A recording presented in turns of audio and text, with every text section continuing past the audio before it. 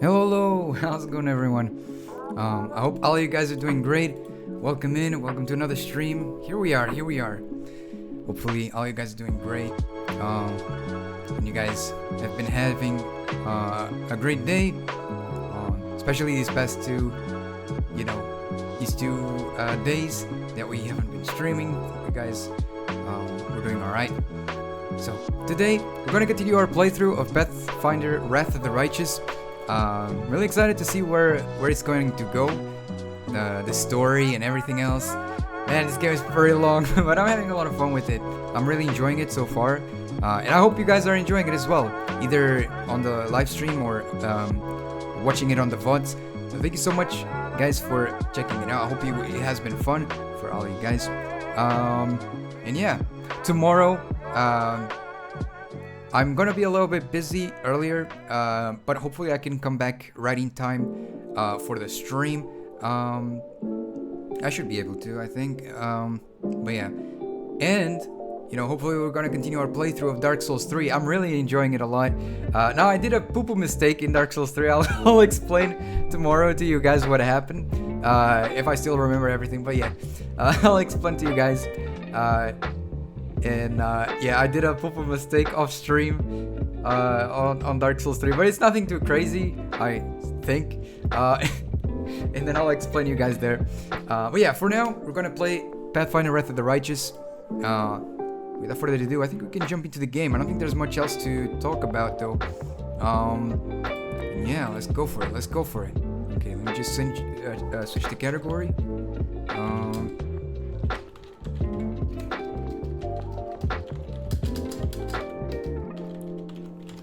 Go. Nice. All right.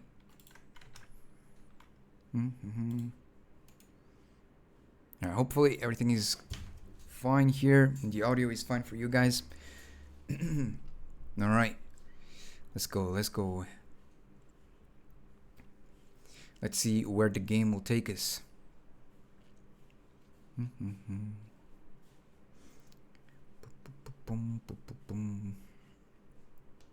All right, let's see. It's nice.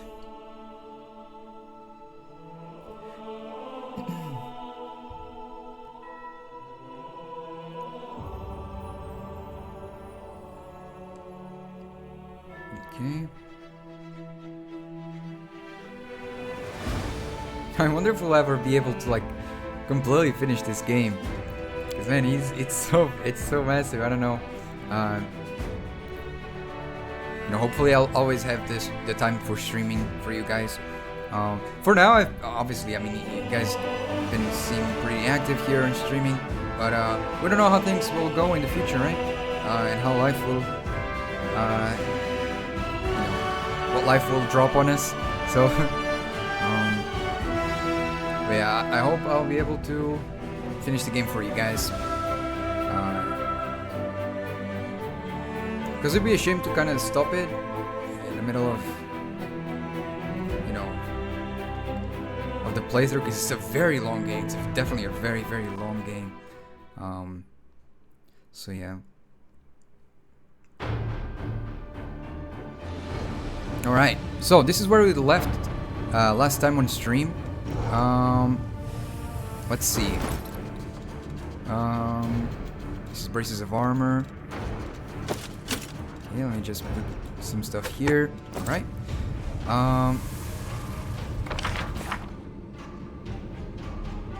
Okay, so I think we need to keep exploring here.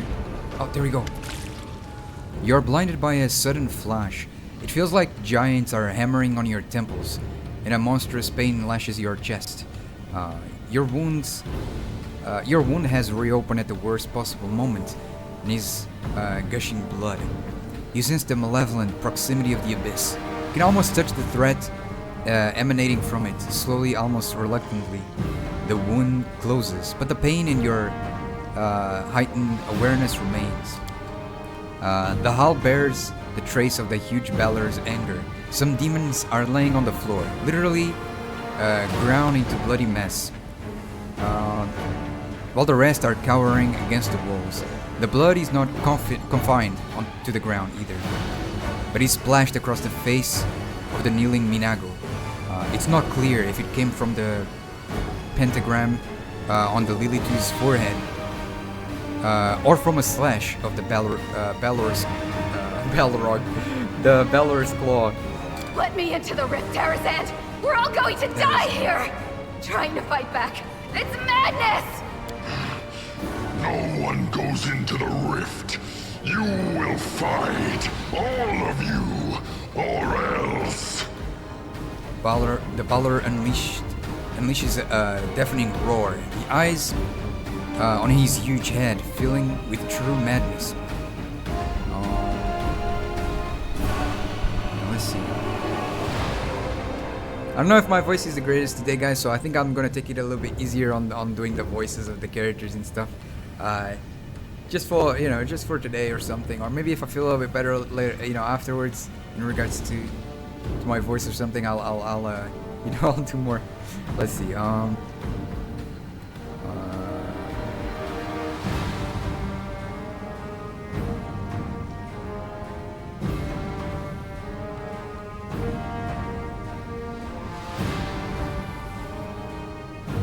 won't let anyone flee to the abyss. You're all going to die here now. I think that's what I'm going with. They're all demons and they're all trying to kill good people, so it's like, why would I let them escape? I told you, Tarazand. Now you're going to die, and they'll hang your horned skull on the walls of Dresden. You and your little troop made a fool of me at the Battle of Dresden. Finally, I can make you pay. Finally. The demon's red eyes are fixed on you. Let's go. They are the darkness. All right.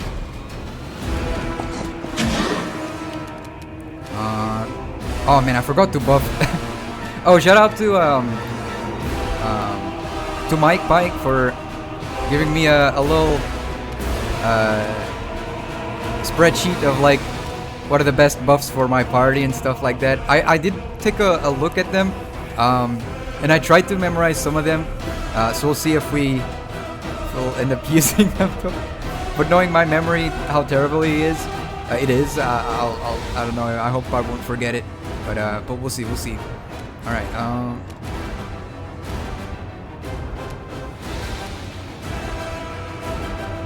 For now, I think we can just attack. I will resist. Okay. Oh, what? This is new. This is very new. I'm going with the extra attack. That's 7 attacks. Damn. Good job, man. Let's try this way. Whoa! Hand of the Inheritor is back. There he is. Oh, and Queen Galfrey is here to help as well. Damn, that's so nice. I'm glad that they're here. I think I'm gonna use this debuff thing on the enemy. Smite Evil.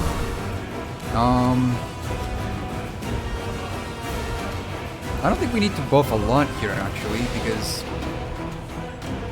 everyone seems like we're gonna win here. I don't know. We'll see. We'll see. So I don't think it's required for us to do much buffing here.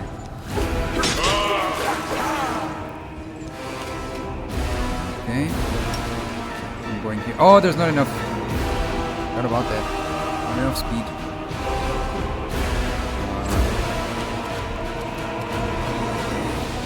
Okay, I think I'm gonna Holy Lance. There was Crusader's Edge. Where is it? Crusader's Edge. I'm gonna use that on my character. So I'm gonna buff that. That's one of the buffs that I need to do. Oops. Alright, there you go.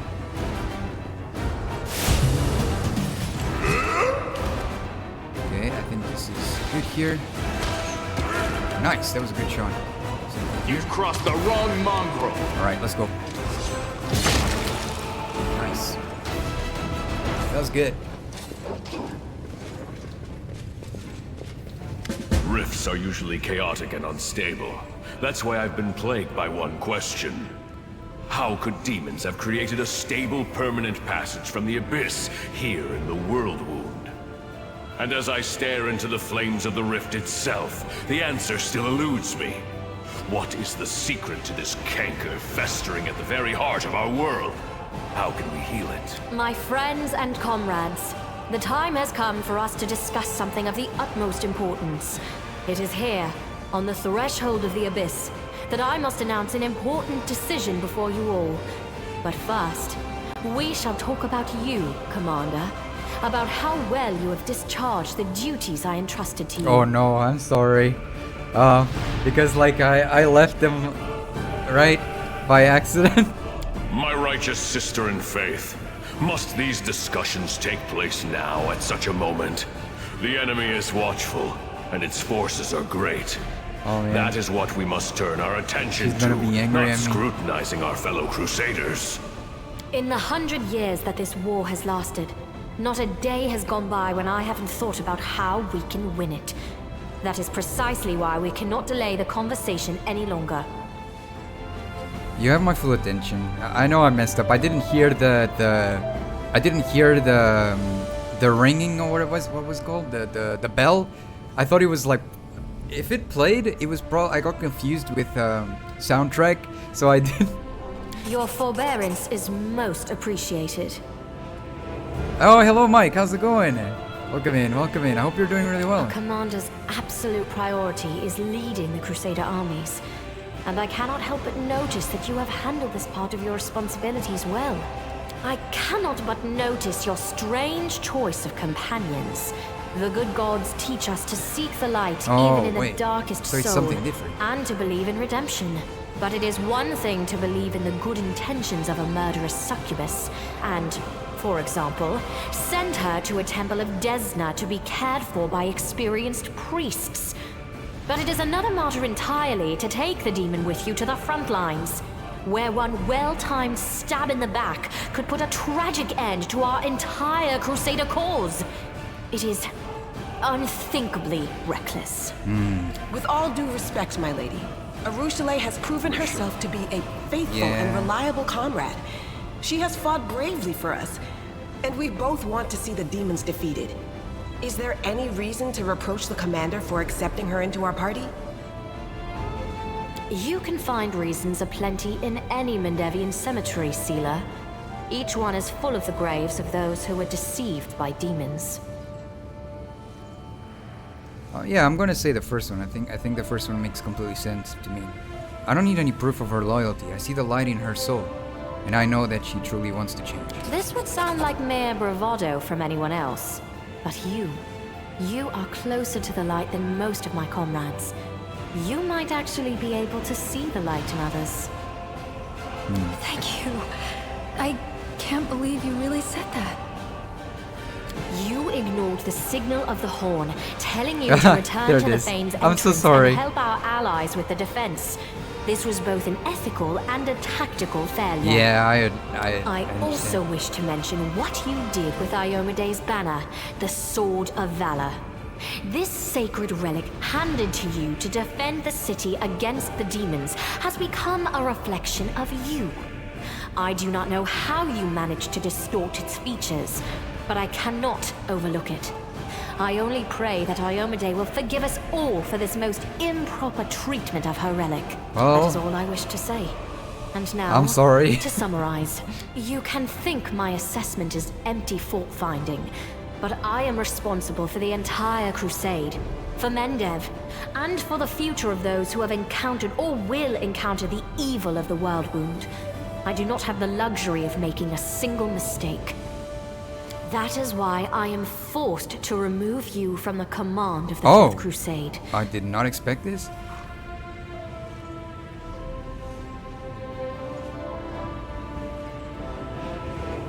Oh. I did not expect that. It was because I...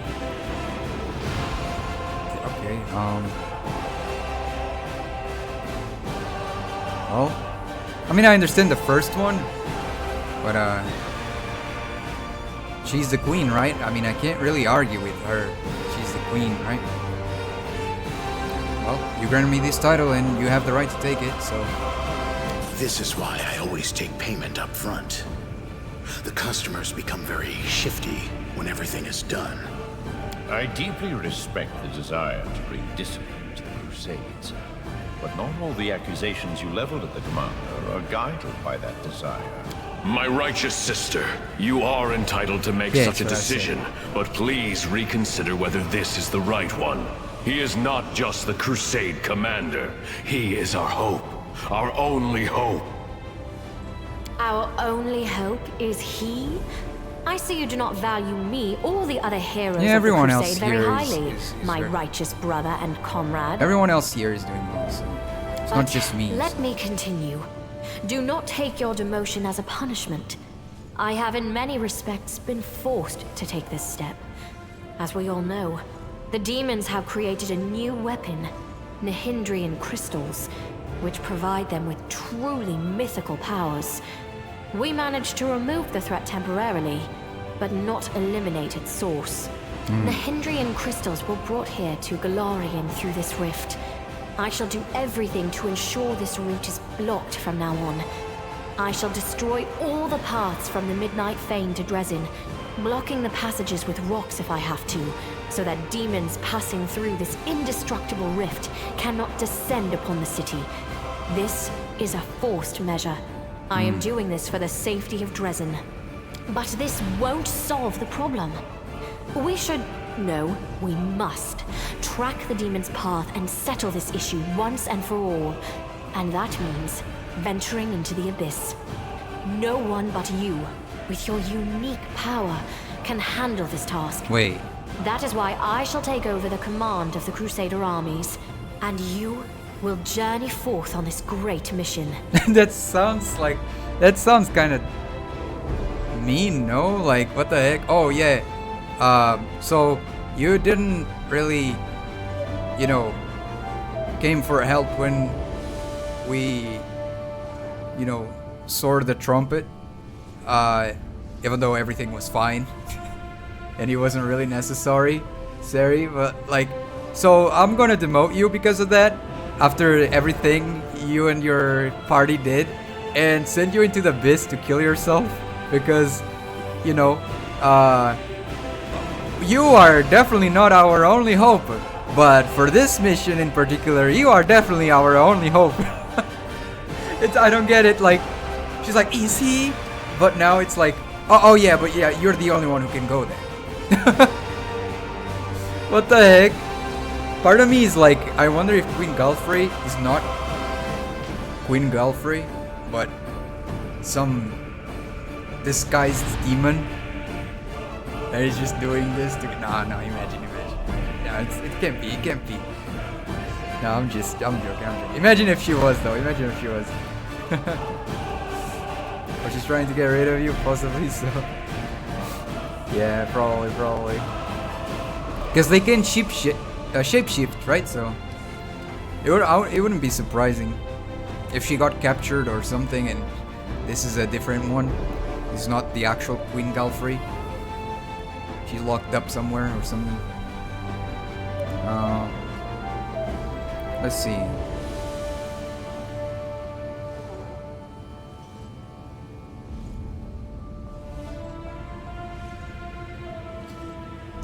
What if I refuse to go to the abyss?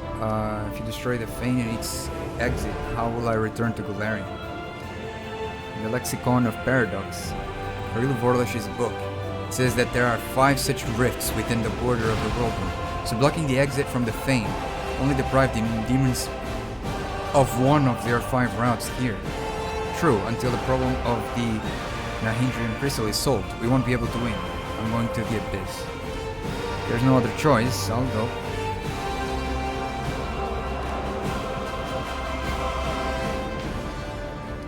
I'm going with this one. Yeah, it's just 1 out of 5. So... Wait a moment. And where is this Lexicon of Paradox now? I would No, also you like wouldn't. to take a look at it. I have no idea where it is, to be honest. Probably still gathering dust in her laboratory. A pity. We could have learned so much from that book. My theory is starting to get a little more. You know? My theory's starting to make a little bit more sense, though, of this not being the Queen Galfrey we so know, you know, or think.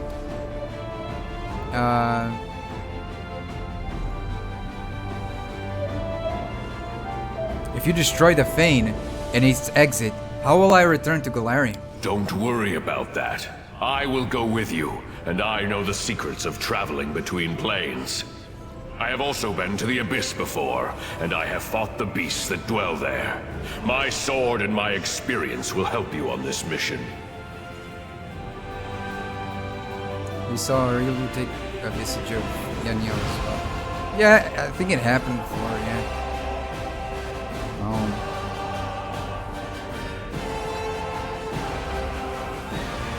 Well, until the problem is of the Nahindrian crystals is solved, won't be able to win. I'm going to the Abyss.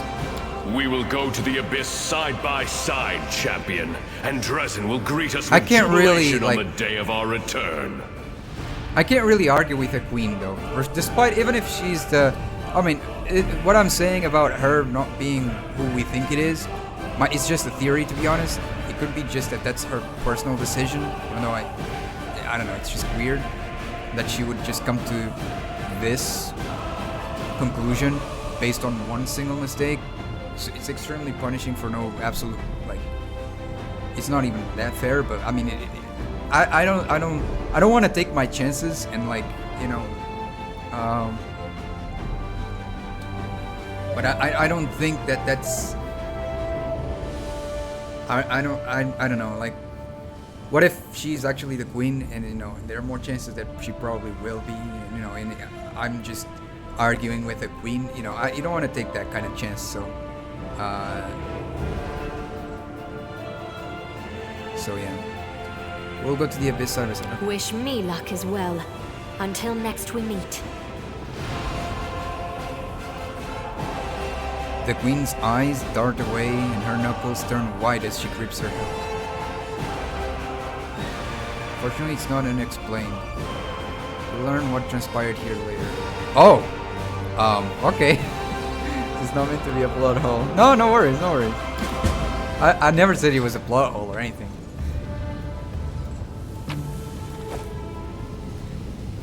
Nexus. Save? Can I talk with her? Oh, what the heck? So I saved and everything's just... I think it bugged out a little bit. Let's talk with the hand. Alright, so I guess we're going to the Abyss. How do I go to the Abyss? Here, right? No, no, no, no. Let's go together. Let's go together. To the Nexus. Well, like, here says to the Abyss. The Nexus? Okay. Very confusing. Alright, let's go. Oh, what the heck? I didn't even saw this.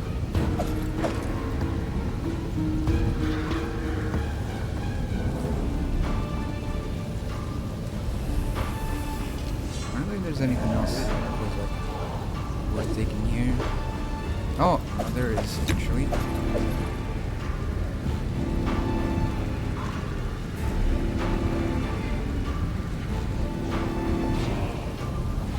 That's it. Yep. The commander has stepped through the rift, and now there is no going back. Onward, to solitude, to the unknown, to the abyss. See, I think this person who is voicing, forgot her name, the architect, I think she's the one pretending to be that queen. But we'll see. We'll see. We'll see. We'll see. My theory could be completely wrong. But what I think it is, I don't know. I don't think, especially if you have such a big status, you're not that dumb. Like, come on. Oh.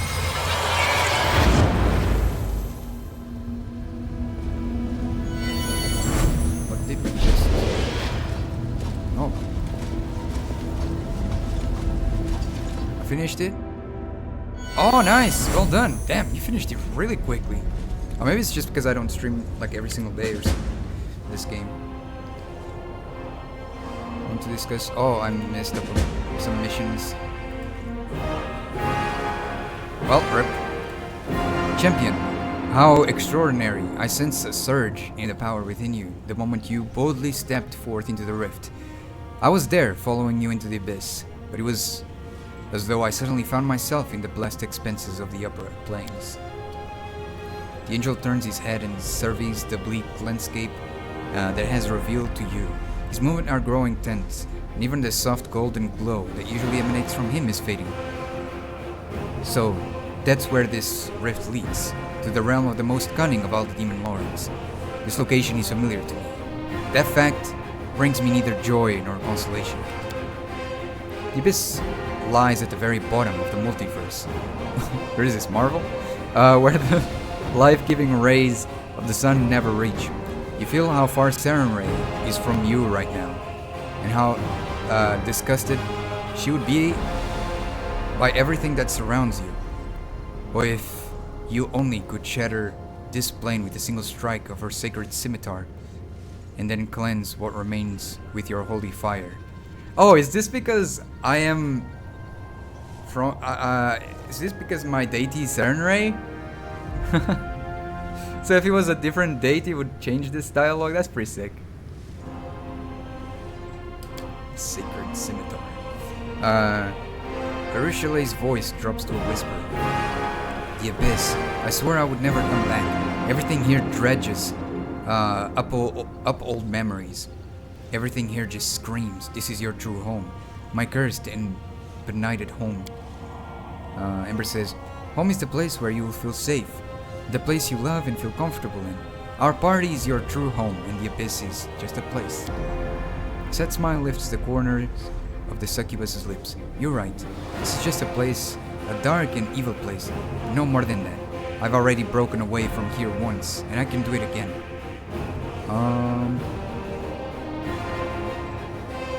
What is our plan? You had Ioma Day? Oh, I see. We need to find the source of Nahindrian crystals and destroy it forever, if possible. We know for certain that the crystals were transported to the Worldwound through the rift that we used to get here. What we must do right now is take a thorough look around.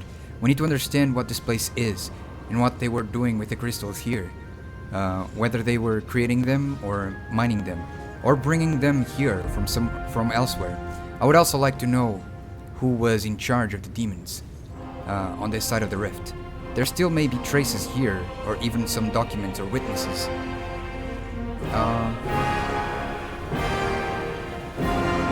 Let's see. Onwards. Be careful, champion. I will wait you here. Oh, you're okay. Alright. Okay, time to level up. Nice. So we still have demon. We didn't unlock any of the other ones. There we go. Demon? What? I meant angel. We still have angel. We haven't unlocked. Yes, demon me. Yeah. I'm thinking I'm going.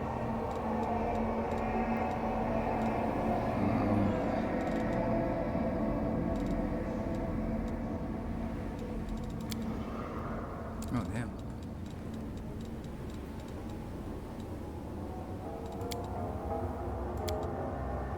Casually embrace the dark side.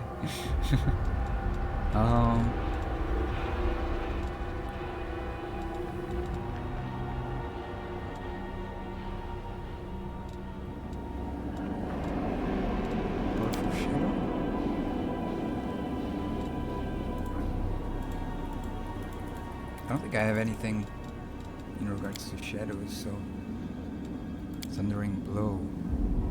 The sound of your blows is powerful enough to damage even without piercing through enemy defenses.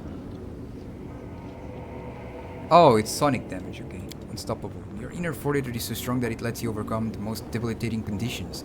At any time you would become paralyzed, you become staggered instead. If you would become nauseated, you became sickened. And you became shaken instead of frightened. That one is very nice too.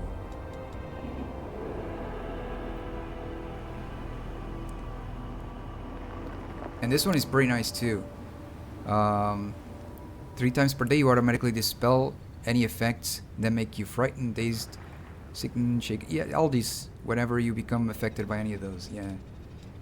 Pretty nice. Your animal companion is just as mythic as you. Your animal companion gains bonus to its strength, dexterity, and constitution equal to half your mythic rank plus 1. Its attacks now ignore damage reduction. Except, what? What is N/-? What? I don't know what it is. And are treated as adamantine, cold iron, ghost touch, and silver weapons. I like this one. I mean, it's kind of cool. My horse becomes pretty, like, mythical, I guess. Oh, what? Nice.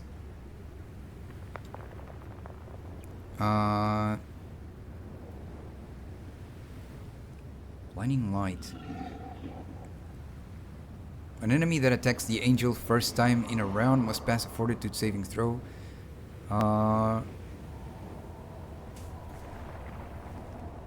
All demons and undead creatures in the 50-foot area suffer 2d6 plus mythic rank points of holy damage each round. Damn, that's crazy. While Angelic Halo is active, whenever an ally suffers damage, they receive fast healing equal to Angel's mythic rank for 1 round.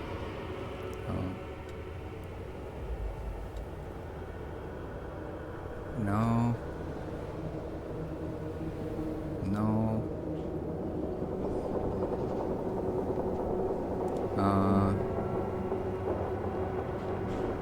The angel does not suffer any damage from the allies' spells that have... Oh, that's an interesting one. I think I'm going with this one, the Burning Bright. That was pretty cool. That one is pretty sick. Alright. Cleansing Flame. Pillar of Life. You conjure a oh, I think I know this one. I think our cleric also had that one.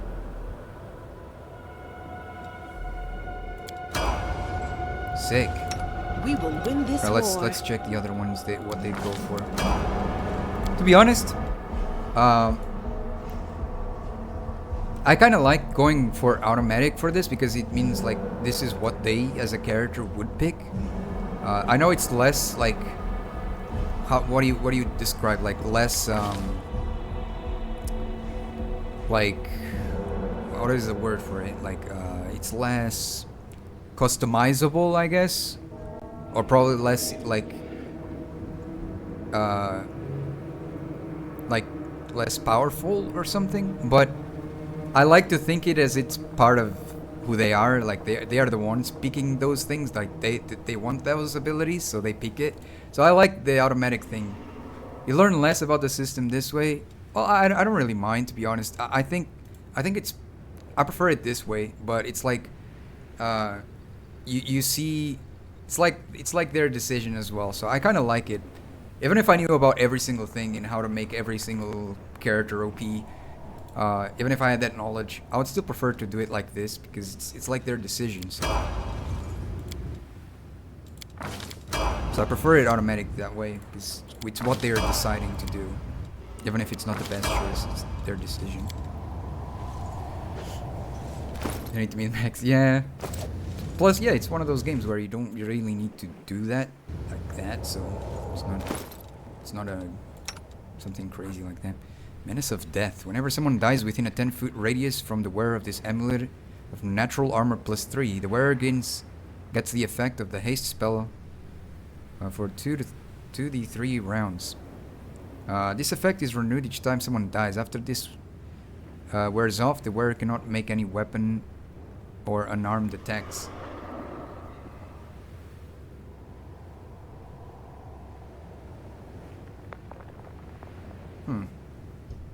I don't like it that much, to be honest.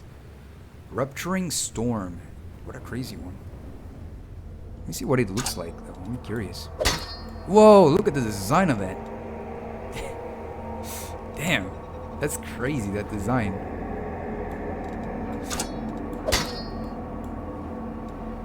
Second part is deadly. Yeah.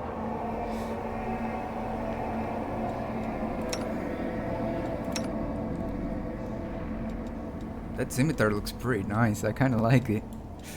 Even though it's not super... Like, I'm gonna just save it.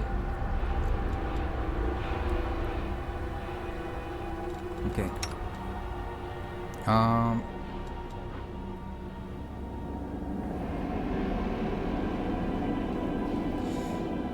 Whenever the wearer of this helmet lands a hit with a melee weapon, the target must pass a fortitude saving throw or suffer bleed damage. Wow, that one's... I mean...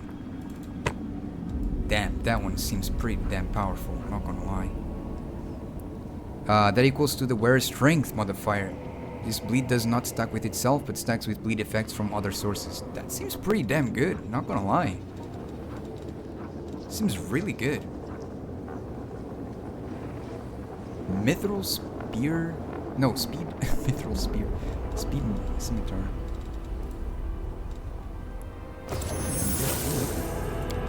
Did my halo change? Because I don't see it. Save. I don't see any difference on my halo though. It's still the same for me. Alright. Oh yeah, my horse. My horse. Let me take a look at my horse. Can I... Nice. That's what I wanted to do.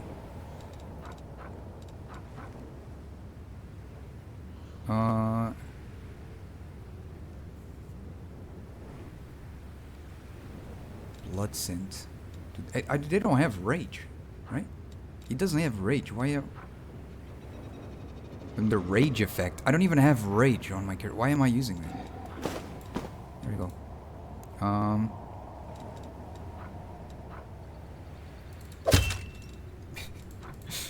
It's so funny that they can use that.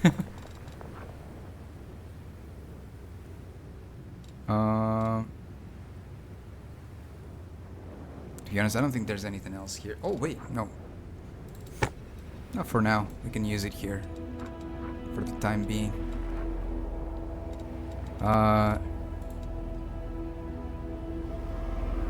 Yeah, I mean, there's not much. Wait, hold on a second. Swarm Bane Clasp. The wearer's weapon unarmed. Wait, does this count as unarmed strike? Because it's like you're biting.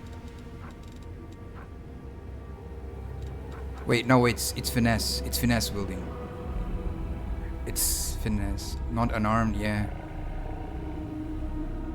Oh, it's a Oh, it still counts then, because it also says natural attacks too.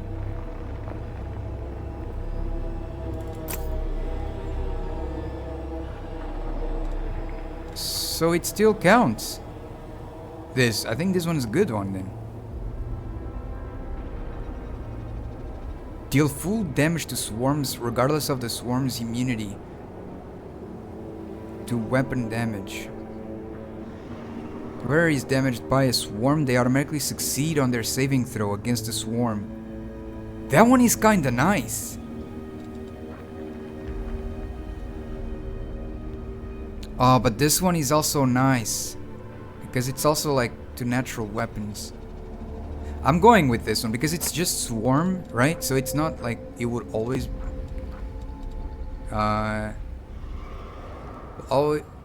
it will allow you to hit swarms. Yeah.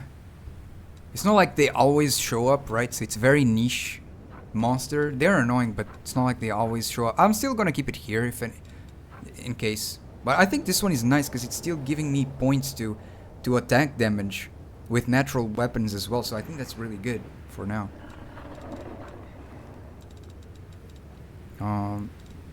This one, unfortunately, we cannot use it because we're using this one. Yeah, I don't think there's much else to do here, but pretty nice. I think we kind of like. I like that I'm using the mythical beast because Like I use my horse with me, right? So I think it's nice to choose it. Bob. Hello. Oh my gosh, why is that emote? Cat ears will do. There you go. Neprunes, welcome in. I hope you're doing really well. How's it going? That bird emote. Welcome in. Braces of armor are pretty much only for casters. Oh, really? The goddess protects us. I have other stuff on them.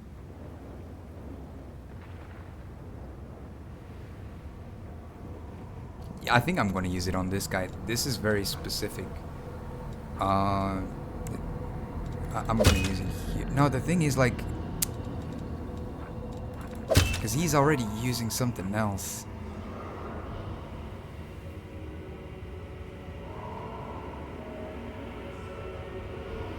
I mean, this one is nice too.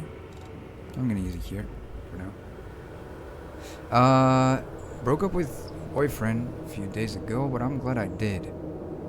So now I'm vibing here. Oh, well, I'm glad things are working out. I'm sorry that you had to go through, you know, troubles and stuff like that in your relationship, but you know, I hope, you know, that things will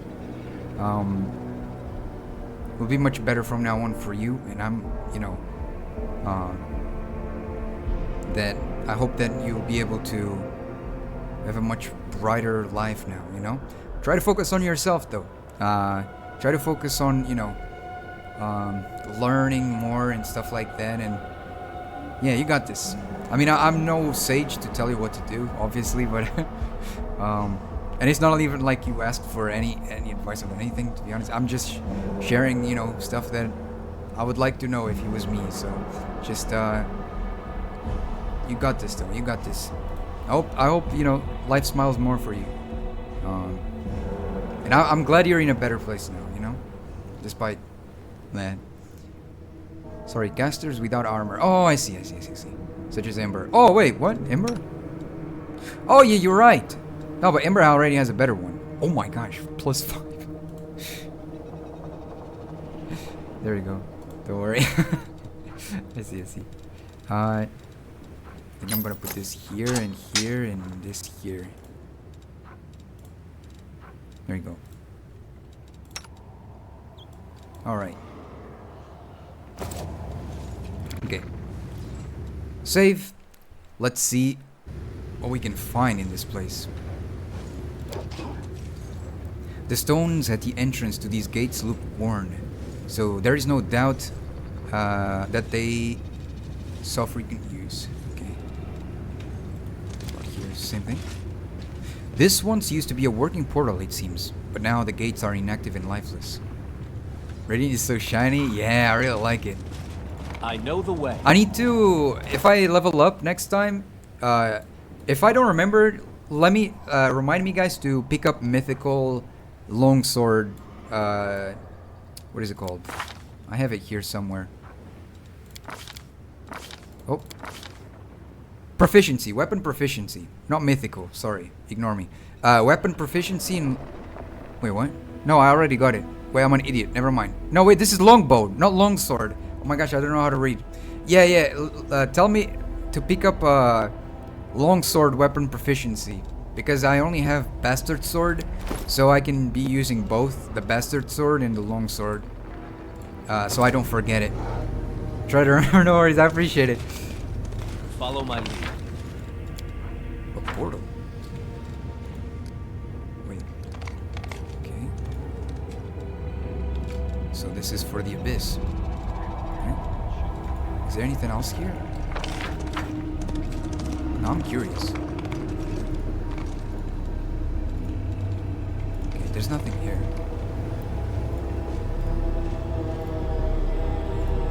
Okay.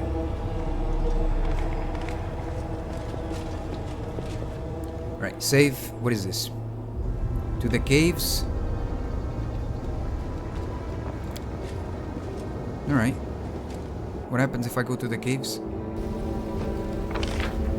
Oh, you mean to the caves as in, like, go back to where you came from? Got it. Alright, so it's the portal that we need to... The stone of the Ark emit a revolting, high-pitched shriek. In response to these vibrations, the particles of ash and grit under your feet float upward. They gather together and violently twist themselves into Worldwound, and the heart of which an ember of magic flame ignites. The fire becomes brighter until you see a strange city inside the flames, featuring aerial spires, staircases that lead into the void, and streets entangled in a way that contradicts any logic or common sense. You see buildings that seem to be caught in an endless loop of crumbling and rebirth from ruin. Islands that float in the ether, and alleyways that disappear and reappear again in a different location after a few moments later. The city is reminiscent of a grimacing clown, one that makes mocking faces and changes its expression every second. Here and there, you see other glints of light flashing out on the city streets. After you look closer, you realize that the lights radiate from other arcs, similar to the one before you. The gold coin with Baphomet mark, which you found on Darazan's body, react to the revolting sound by vibrating. The coin appears to be an enchanted item set to resonate magically with the arc, possibly serving as a tool of some sort. Okay. Hey Desmond, how's it going? I hope you're doing well. Welcome in, welcome in. What's up, what's up? Let's see. Figures what you're seeing. Oh yeah, of course. You notice that the entire city appears to be littered with an intricate network of portals, with the arcs serving as artifacts, allowing you to access the alien network. Huh? Interacting with the arcs seem to require formulating a clear request in your mind, at which point the magic will transfer you to another portal along the network. Oh my lord.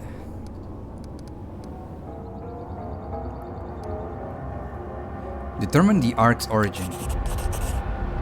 The stones are cut in quite a rough manner, while the magical symbols appear to be drawn without too much diligence.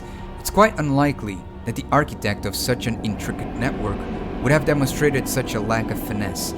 By all appearances, this arc is handmade, somehow connected to the web of portals and illicitly used for personal gain. Try to understand why you can't move to the other arcs. It's quite obvious that this strange construct was not designed for mundane use, only transporting users to specific arcs that they are allowed to visit. It's likely that some kind of system of magical mark is used, quite possibly shaped into tangible objects, to provide access to various arcs. Before you get one such token, all the destination points will be close to you. Identify the place you're seeing. Judging by its surreal architecture, its chaotic conglomeration of houses right in the middle of the street, and by the large number of islands that hover in the air or floating into random directions, we see some sort of demonic city. Oof. Use the arc. Oh, what the heck am I watching? Me, I'm fine. And you have a good gameplay. Oh, thank you. I'm glad you're doing fine. That's nice, that's nice. Damn, look at this place. What the heck? You need special talisman coins to use Alushinira's portal network. Okay. What am I doing wrong? Did I forget something?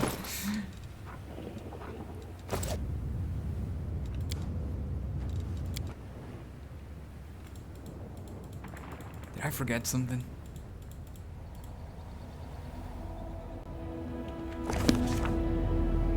You need to find something in the caverns? Oh my lord. It's like a... Here we go.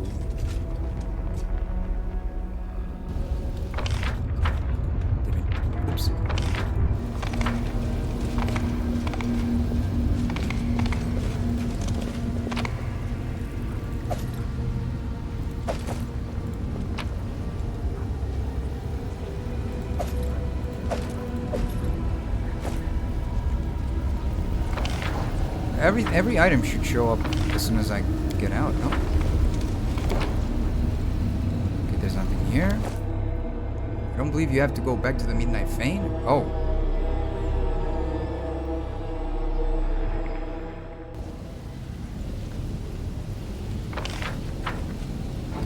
There's this item right here which is still locked. Right. Yeah, I'm pretty sure there's no item here that I missed.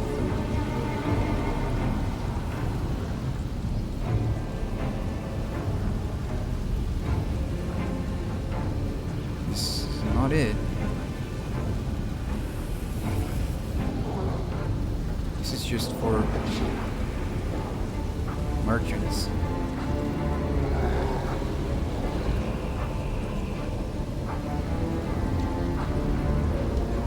It's confusing. Yeah, I don't understand this. I don't think there's anything here though.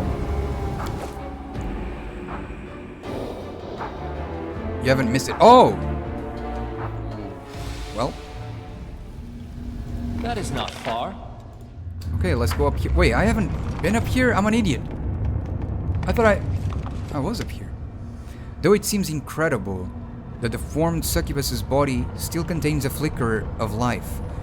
As you approach, she opens her eyes. Her lips, crusted with blood, releases a groan. You, Baphomet's spawn, run through your portal. You run too, Epsamira. You think you're strong, but Our Lady in Shadow is stronger. She'll get her revenge anyway. Oh, I see. Soziel examines her wounds with the dispassionate eyes of a healer and whispers under his breath. Major blood loss. The puncture wounds are deep and bloody, and blood is filling her body cavities. Commander, I have some means to ease her pain. It's too late to try and save her, but we can spare her suffering. Who did this to you? Epsamira. The succubus grows with hatred through her lips, half sealed with clotting blood. I've been following them, wanted to warn Our Lady. Curses on Baphomet and his spawn. I'm gonna try and heal her. You may be a demon, but I still can stand aside and watch you suffer. Oddly, the healing powers have no visible effect. She just moans, slightly shakes her head, and stares at you with her dull green eyes. She's in great pain. Why should the world have so much pain? Ember's eyes fill with tears. The one who maimed you, where did they go? Through the portal, the succubus's green eyes brighten. Are you chasing them? Find them. I'll get my revenge after I die. Having lost the last of her strength, the succubus drops her head onto her chest. Then she adds in a whizzing voice, my key. I've got it hidden in a lesser shaft. Not the one with the bones. And another one in a bigger shaft. Among the old tools. Find them. Follow their trails through the portal.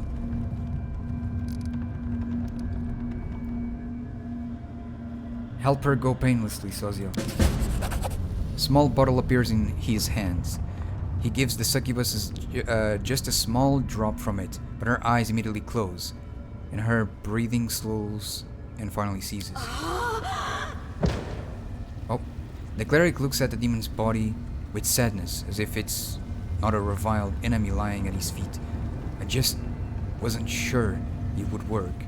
The demon bodies are built different from those of humans, but seems like it did the job. She didn't suffer.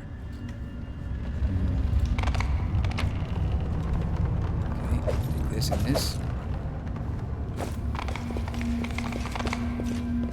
Save here. Oh.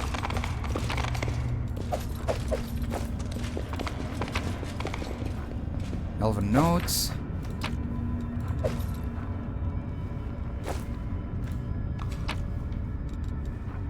Key to the Nexus portal. There we go. Nice.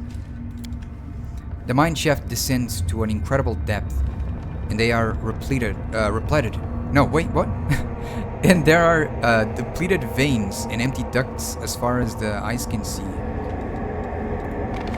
Alright, let's go. It was a lot easier than I thought. I nearly missed this spot right here because I thought there was nothing to go there.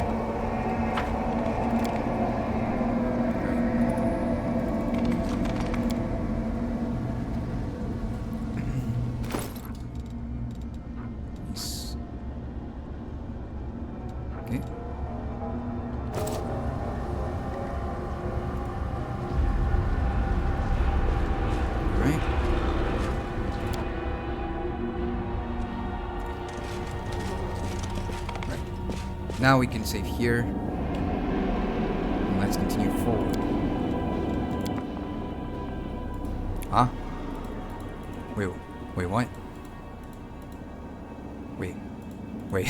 I thought I got it. No. Gosh damn it.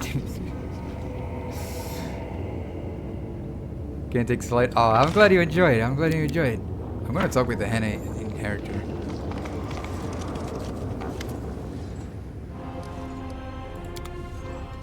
I haven't explored it. Really? Oh my lord. I thought I did. Oh. My burrows.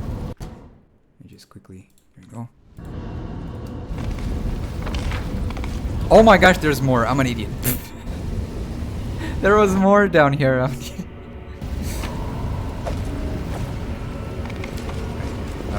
A midden of enormous bones that likely came from giants. Here and there, rusty slave collars glint in the dust. These half-rotten remains of a giant are missing an arm. This one was probably mutilated while he was still alive. Deep grooves seemingly left by a giant hand, furiously scratching at the stone.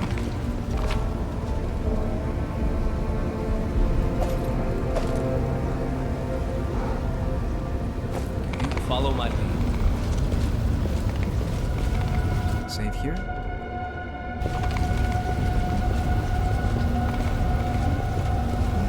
Suture. Wait, this guy! You hear some muttering coming from the pile of bones. Gone. They're all gone. And left me with nothing. I've been searching and searching, but there's not even a trace. A large giant skull shakes, and an old acquaintance of yours, the dredge called the Suture, I don't know, climbs out from under it, grumbling and groaning. He notices you. He blinks, and then he says, in a tone of extreme melancholy, "Oh, it's you. What are you doing here? Did you see for yourself? I've been browsing decorations for my newest luxurious palace with a view of Ishiar's best beaches." The dredge mumbles. Then, without missing a beat, he states wistfully, "I was on my way to see Mistress Arilu, but I can't teleport when I'm like this. If every lousy Brimorak can do it, but I can't. All I could do was reach the Midnight Fane and slip into the rift, but now I can't go any further. So I've been searching for portal keys." Portal keys? You've seen those big things up there on the surface? They were kept closed most of the time, so the slaves wouldn't run away. They can open with special keys. If I was lucky enough to find such a key, I would have left this nasty place in a heartbeat. And then who knows, maybe I could have found Mistress Arilu. Is Arilu around here somewhere? You're a funny lad, you are.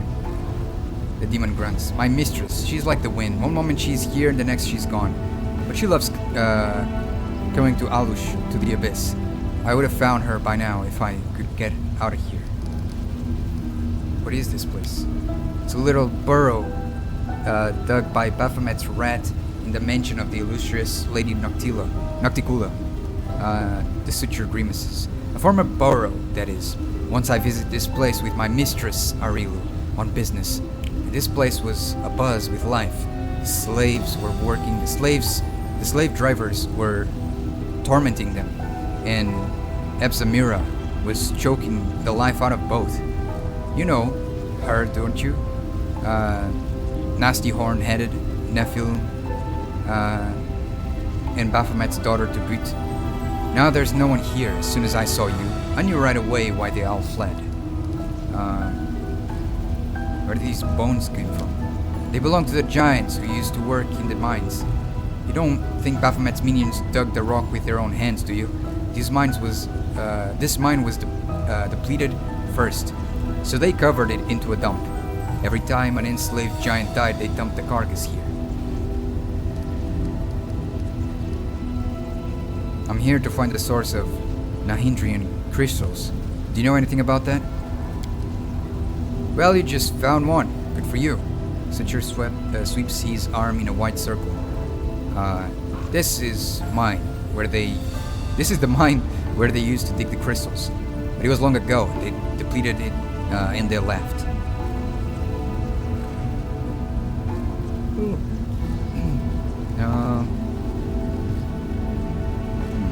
So the crystals can simply be mined like any regular mineral? Simply enough, but not that simple. The Suture grunts. They can be mined, alright? But the crystals are very rare and extremely expensive. That's all I know. Are there many other mines like this one? There are several more on this island, as far as I could see. And they all must have been depleted too. Baphomet's gang wouldn't have left this place if they had even a slim chance of finding more crystals. As for there being more mines elsewhere, I don't know. How long have the demons known the secret of this of the crystals? What is the secrets you're talking about? Those crystals can be used in many ways. If you're talking about magic powers, that can be extracted from a crystal and poured into a demon. No one could ever do it before my mistress. Even now, only a select few know how to do it. My mistress, Lord Baphomet and the Skari are no fools to share that kind of knowledge with the entire Abyss. Right? Everything is clear to me. So quick to understand, aren't we? I have to go. You know what? Better look around really closely. Maybe you'll find a key, a portal key. It looks like a faded piece of glass. But if it's filled with power, it'll shine purple. I'll walk around too. Search some more. Okay.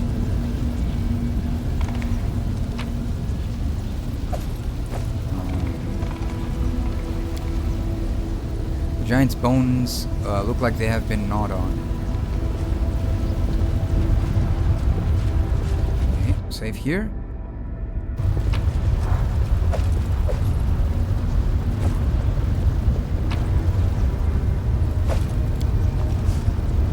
The stone is gouged and crumbled, and traces of glowing purple dust can be seen in several places. Oh! Light of a magical creature. Night skin from a magical... Okay. What's this? Boosts of Stampede.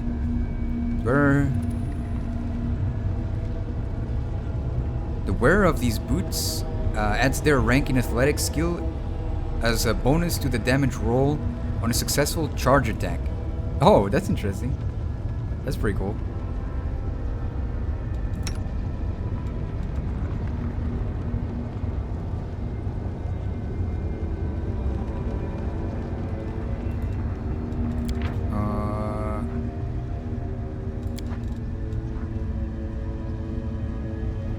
I think I'm going with this here. How do they look? Let me see.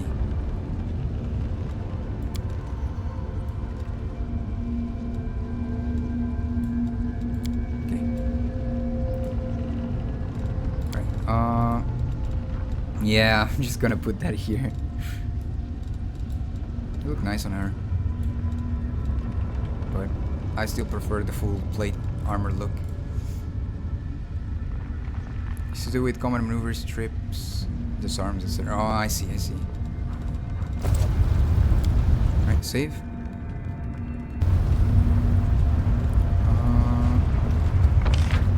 Where else can we go?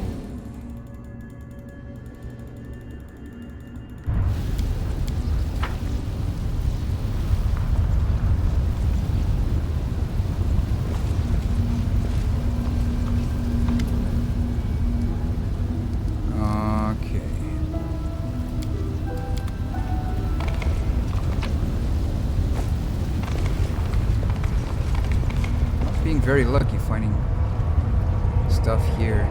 That is not far. You can try to leave now? Oh, really? I just needed to talk with this guy and that was it? Right. Nice. Because there's nothing else here.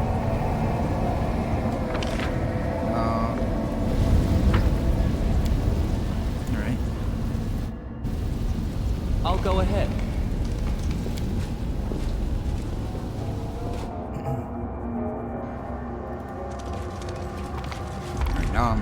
try and save here. Still not working. Any special talisman coins? Special talisman coins.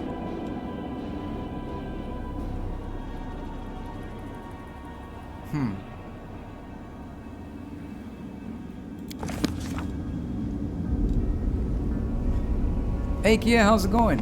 I hope you're doing really well. Welcome in, welcome in. Good to see you. Talk to the hand. I can try to talk with him. Regarding our mission.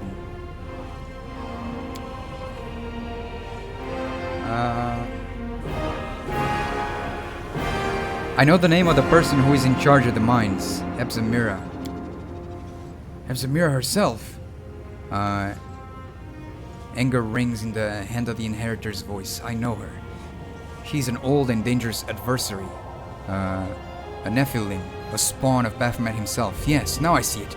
The path we have stepped onto is dangerous, but he's the right one. The demons you have encountered before, even Darazand, were just officers in the Abyssal army, whereas Ebsamira is a true princess of the spawn of chaos and evil. I'm not surprised that she's behind the secret of these cursed crystals, and I dread to think what she is capable of doing with them. Okay. I'm okay, just tired and hungry. Oh, I see. Well, I hope you'll be able to rest now and enjoy some num-nums. Let's see.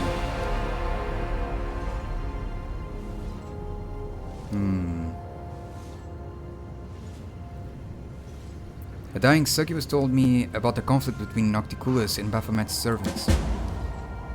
I'm not at all surprised. The alliance between the demon lords are usually fragile, and they break like a spider's web in the wind. However, the discord between our enemies can work to our advantage. No matter how repellent it is for me to even countenance, we must learn more about what is going on. I have D&D in like 3 hours, so I need to take a good rest. Oh, nice! That's so exciting, though. I hope you'll have tons of fun. I really love D&D. I love making characters and stuff. That's really awesome. I really hope you'll have lots of fun. Man, I'm jealous. I love playing D&D. It's pretty awesome. Is it a short rest or a long rest? I'll just hope I don't die. You got this. Been 6 weeks. Oh, you got this. Just have lots of fun. Enjoy it. Let's see. 6 weeks is definitely a long rest. Yeah, you'll be fine. Let's see.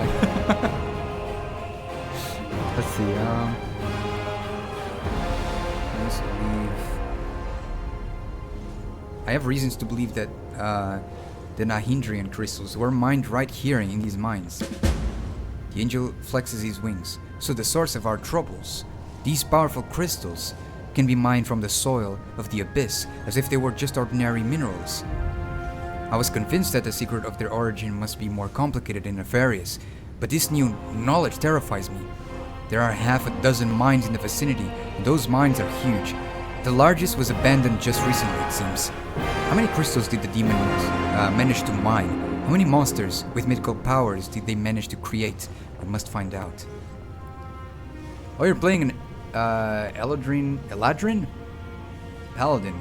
For a second, I thought you wrote Eldritch Paladin. I was like, huh? I see. Awesome.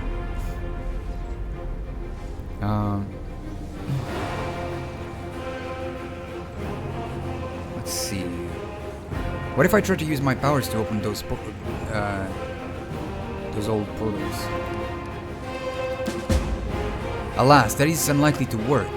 These portals are unlike the seal in Dresden. They cannot simply be swept away. If you use that method, you will either destroy them for good or open the path, but not the place where the portal initially led and where Ori fled.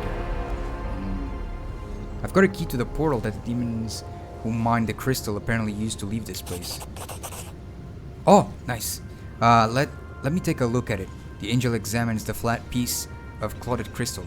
I think I know how this key works. As soon as you finished exploring the mines, I shall open the portal. That's all I've learned so far. And it is quite a lot. I learned everything I wanted to know in this place. It's time to open the portal and press on. Then let us begin the pursuit at once. Nice. The portal begins to glow brightly, and the hand of the inheritor gestures forward. His hand clenches in a fist. Onward, wherever this road may lead us. After approaching the portal, the angel freezes. Heavens above, just look at that. I see the pattern of sky-piercing spires and steep domes set against the midnight sky. This is Alushinira, the damned city of Nocticula. That's where our enemies were heading. Sucher says, "You think you're quick, huh? Well, I'm quicker." What the heck? Are you actually trying to... I should have killed that guy. Oh, thank you for the lurkies, Kia. Just wanted to say hi. Cigar alert, no worries. I appreciate you stopping by. Thank you so much. Enjoy your rest, and I hope you have tons of fun in your D&D game. Yoink, yeah, this silly goose, what the heck? The angel's blade is just a moment too late to touch the skin of the demon, who rushes into the portal. That cunning creature has stolen our key. The portal is inactive again. I swear, even the lowest of the abyssal creatures are disgusting and despicable.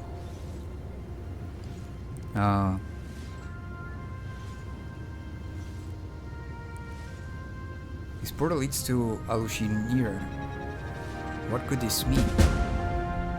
It means we will both will be looking for a particular clutch of demons among thousands of their kind.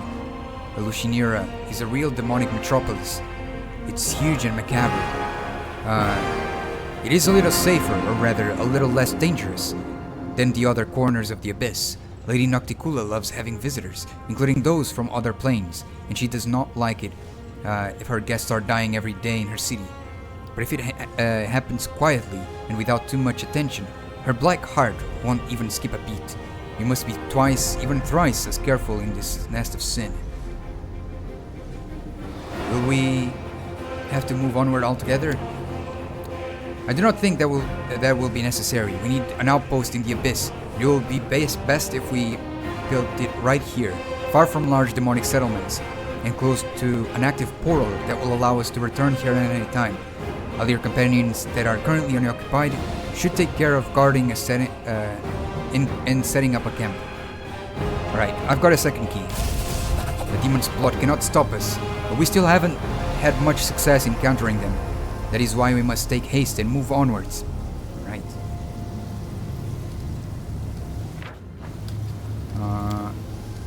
Let's go. Let me tell you something, champion. We are going to Alushinira, the city of cunning and seduction, as sad as I am to admit it. We are unlikely to find our enemies, and the Nahindrian crystals they took without the aid of the denizens of this hideous place. If Hepzamira has something to do with all of this, we'll need another demon that matches our powers. We will need to find a way to make contact with one of the city's rulers. On that point, we now know that there is a conflict brewing between Nocticula and Baphomet. I'll not be welcome in this dark place, but I have prepared for this. The angel seems truly proud of his plan.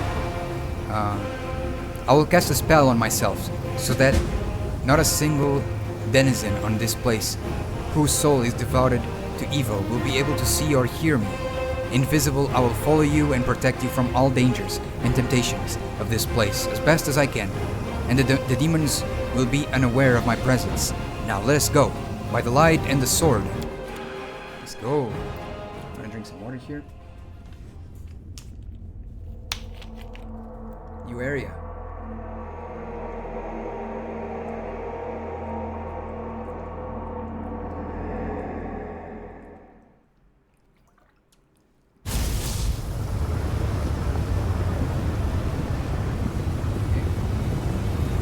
Save. It's a really confusing place. Oh man.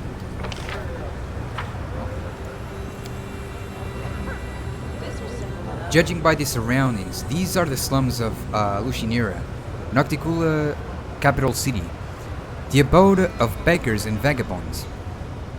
It is impossible to descend any further, except into the waters of the ocean itself, where the bodies of the unfortunate are dumped.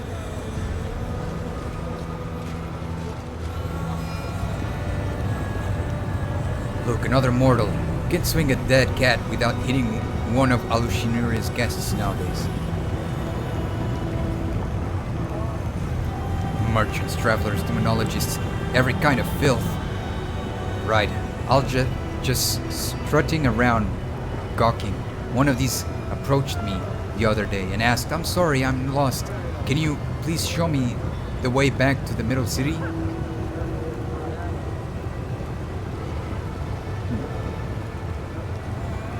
Well, so I did. Haha, show him. Got some nerve. If a guard caught you, they would have torn your head off. Nocticula bent messing with the guests.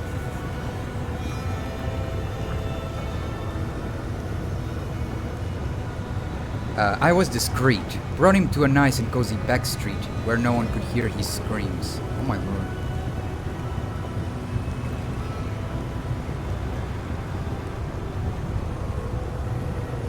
Gee. So what is this place like? It's like supposed to be like hell? Like, or some sort of similarity to hell? Like when you die you come here or something? It's a place of sin. Oh, I see.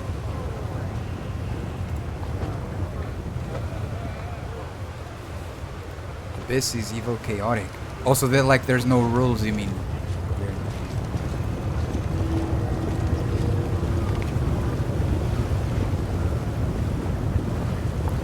I sure could use... Wait, what? Finding your way around... Oh my lord. Okay, here it is. In this strange abyssal realm, space itself sometimes behaves in weird, unexpected ways. By turning the camera, you can change the city itself around you, opening new paths. Oh boy, oh boy. I think I did it! The abyss is chaos, and everything in it is constantly changing, in both appearance and nature. Even the architecture of the city is in constant motion. This is the guiding principle of its design. My gosh.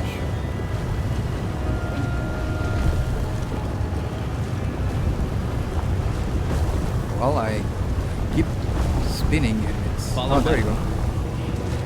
Well, but how do I know which one is... There's a beggar here.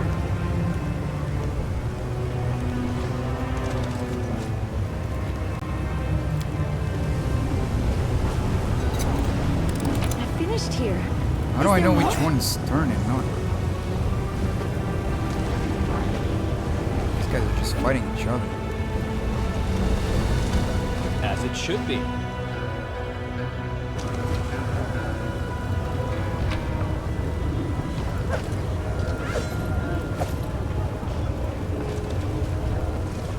Oh boy. That is not far. What the heck is going on?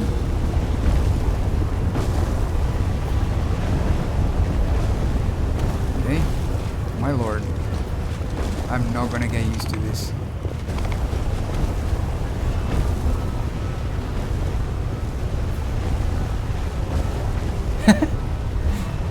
I am so not gonna get used to this. I'll go ahead. Can we get here? Oh, we can get here. I didn't know. Dude, this is gonna be a glitch fest here. This mechanic. I know the way.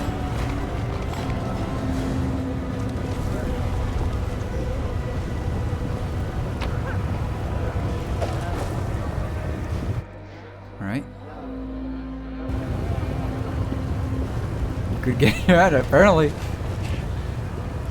Zara and Zorges. The sound of your footsteps startle the demons, and she gives you a baleful look. You have disturbed me, mortal. Why have you broken my solitude? On second thought, save your answers. Your reasons do not interest me. A boy of about 12 stands next to her. The boy examines his wrists, which are covered in strange round scars. that look like they have many, that they may have come from suction cups.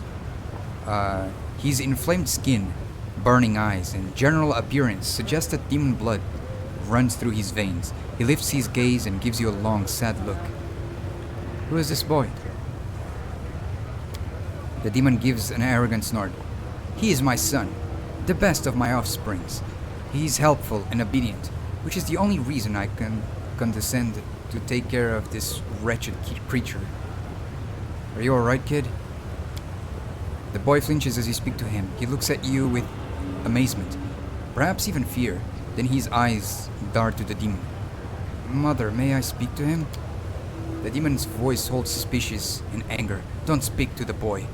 What do you want with him? Are you plotting to steal him away? Be warned. If you lay a finger on him, you'll regret this. What are you doing to your son? Tell me the truth. Do you truly think I will answer you, worm? I grow ever more inclined to destroy you as well. As well? Mother tells me to dive deep, to places where moonlight never reaches. Down there, The boy stops his words, drowned by the demon's angry hissing. Sorry, Mother. I won't say anymore. Champion, how could we allow this child to remain in the hands of this cruel creature? Normally, I would say we have no right to deprive a child of their parents' love, but these creatures do not know love. That is true. I totally agree, though.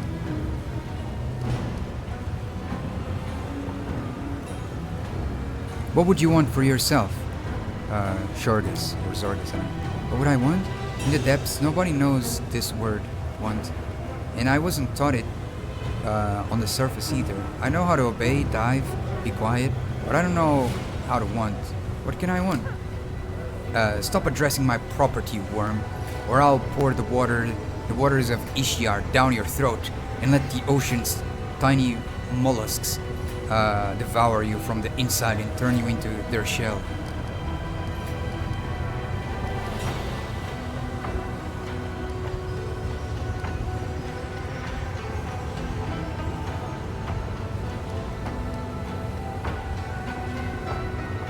Taking a child away from a bad mother is not a crime, but rather a good deed. Be gone! The demon's looks you over, and the confidence in her eyes fades. She shrugs. He won't take the boy? I don't care. He's yours.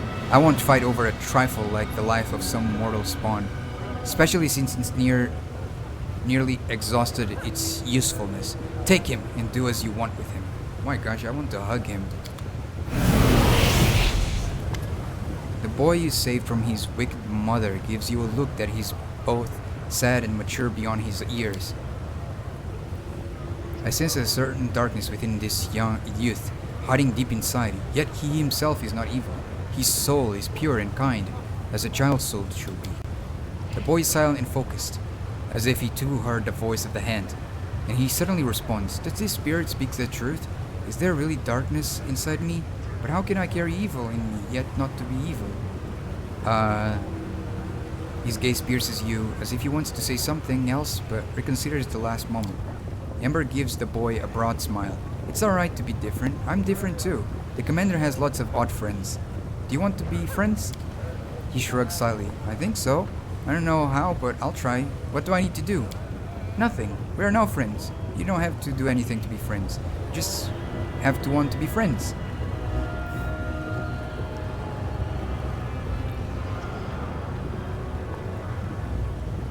Can you see and hear the hand of the inheritor? Yes, he glows, and he's not evil. I think I like him. Oh, so sweet. But I feel there is an irreconcilable conflict between us. It is unfortunate.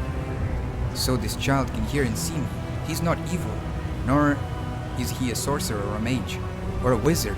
He wields no spell that could reveal the unseen and carries no such spell cast by someone else. He just sees. What powers does this youth possess? Who are you? Mother named me Zorgus or Shorgus, I don't know. I'm a creature of her making, and until recently I was her creature in every way. I had many brothers and sisters, but none survived her research. Oh my lord. So I was the only one left. Now that my mother is gone, I don't know who I am. Am I Zorgus? But that name means nothing. It was whispered into my mother's ear by Ishiar. So who am I? Tell me about your mother. Her name is Zara, the Grim. She used to be a pauper, a diver who collected what Ishiar had taken. Ocean has no floor, so she recovered whatever hadn't sunk too deep. But those bounties were as generous as Ishiar is harsh. No one knows the ocean as well as she did.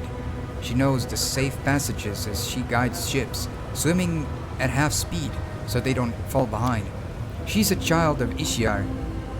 She was created in it. Her first cry burst from her lips the moment she broke the surface. But many centuries have passed since her incarnation. She's dark like Ishiar, cruel like her, powerful and uncompromising like her, fertile and merciless towards her children like her. What magic experiments did she perform on you?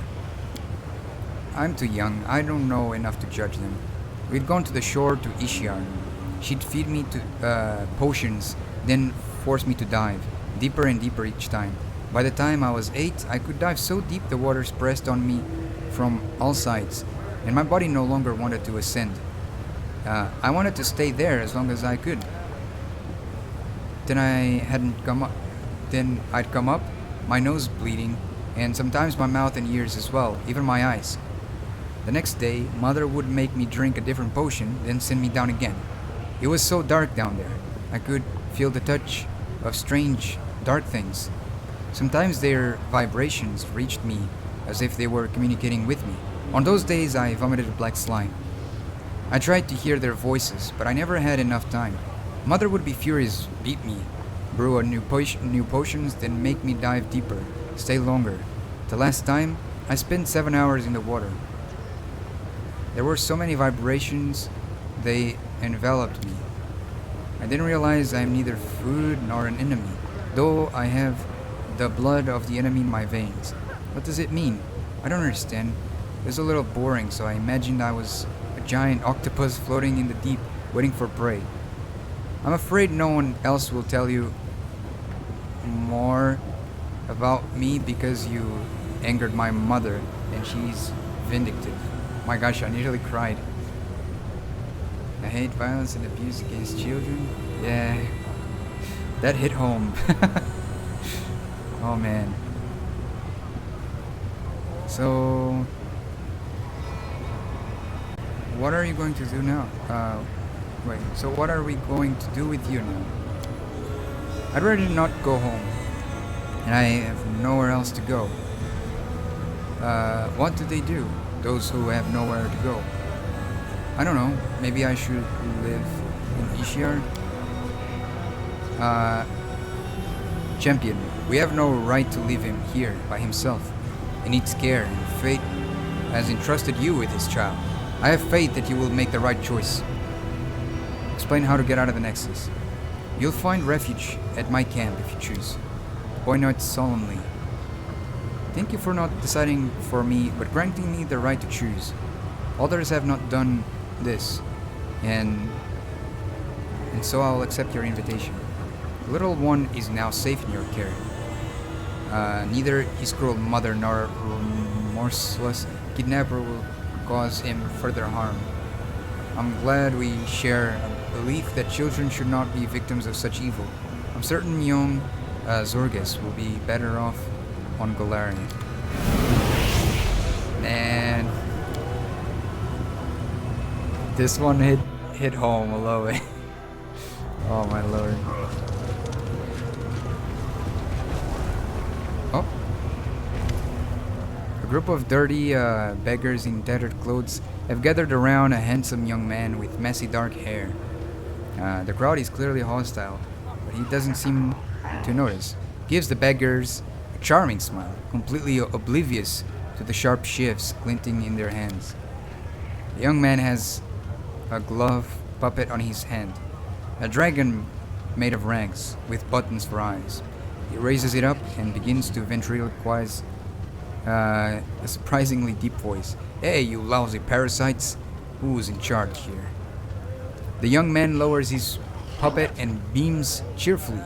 He addresses the crowd normally in a warm, friendly voice. I would like to invite your leader to a romantic dinner with candles. I'll pay for everything. Of course. I'm not gonna interfere. The beggars whispers amongst themselves. You manage to catch a few snippets of their conversation. He's crazy. Leave him be. And what if he bites you? Before the crowd disperses. The young man jots something down in his notebook.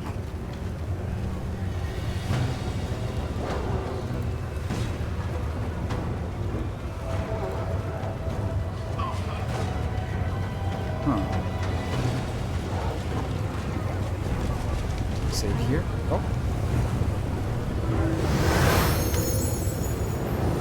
The sound around you fade, and the world is plunged into eerie silence. Street noise never ceases in Alushinira, but even it has disappeared. You are surrounded by thick and impenetrable darkness from which 3 pairs of shimmering eyes observe you. A sibilant whisper reaches your ears. Explain yourself. You first. Courageous, brazen, incomprehensible. I am Nezarius. I kill. The monster's whispered hiss sounds more like an icy blast of wind than human speech. It is impossible to say whether it is boasting, threatening, or simply stating a fact. Minago the Lilitu purchased your death. Incomprehensible. You are immortal. Killing you is easy. Why did she not kill you herself? Why me? A trap? An opportunity? An enigma? Nazirius, what are you?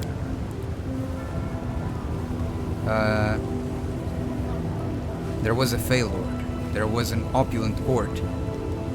There was a court executioner. The Lord was generous, gave the gift of death to many. Everything is different now. The Lord is overthrown. The court is disbanded. The executioner is gone. Now I am here, peddling death. I have no idea what kind of creature might have served an executioner in a Feylord's court.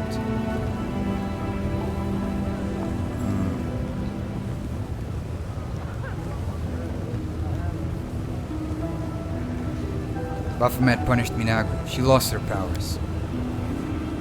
Now I understand. Minago is weak. Weaker than the mortal. She bought your death. I will kill you. Then I will kill her. Free of charge. I want to kill the Lilitu. Minago sent you to your death. I have laid waste to armies of demons. You cannot hope to overpower me. Minago is afraid of you. Why? Something is wrong. The monster lapses into a puzzled silence. Minago is not a lord, just a client. The deal can be terminated. But there is a condition. Reputation. A cheated customer means a ruined reputation. Kill Minago. No client, no contract, no problem. We have a deal. Where is she? A house in the lower city appears in your mind. Find her there. Come and kill her.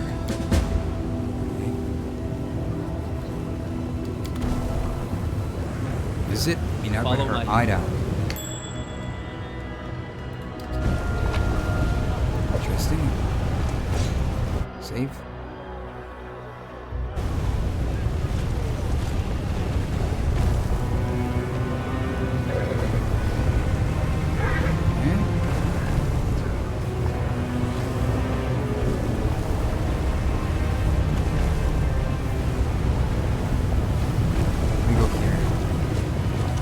Bad Luck Tavern. Bad Luck Tavern.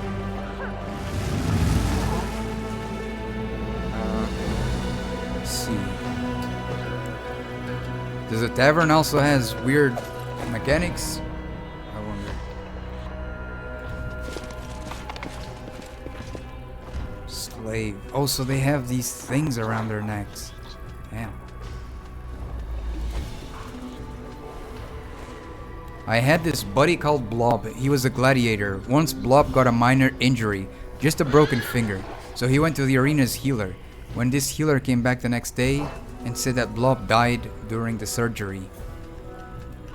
Rip Blob.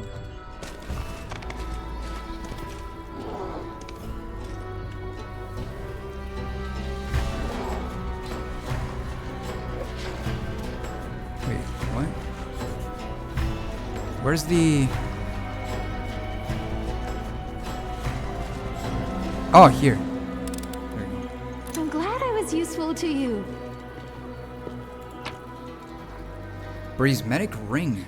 This ring allows casting an improved version of Prismatic Spray. Okay. Like this.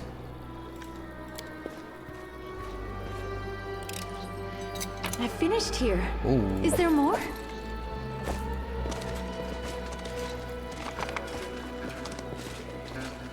This is the outside. Okay, so there's two outsides.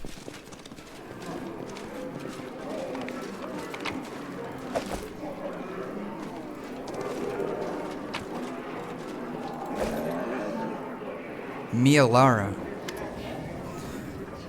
Greeting you with a nod is a middle-aged sorceress with short dark hair, a skinny face, and prominent cheekbones that bring to mind images of predatory birds.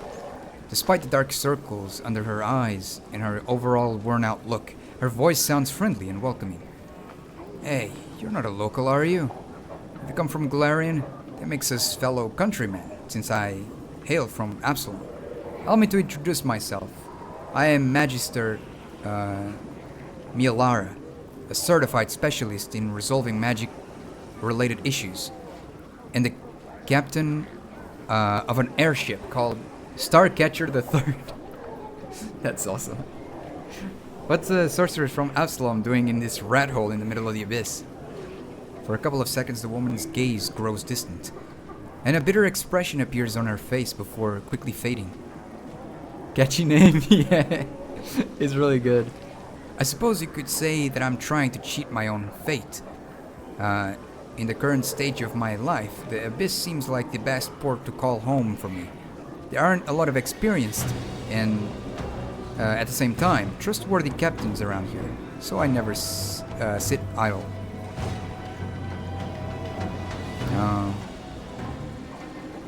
You seem honest. How do you manage to survive in this place? Frowning a little, she crosses her arms in a resolute gesture. I see what you're getting at. You're asking how a captain who doesn't grab everything that isn't bolted down, a captain that doesn't steal cargo and doesn't throw passengers overboard, how can they survive surrounded by a gang of bloody pirates? My answer is simple. My principle protects me. I strictly follow the unwritten aeronaut code.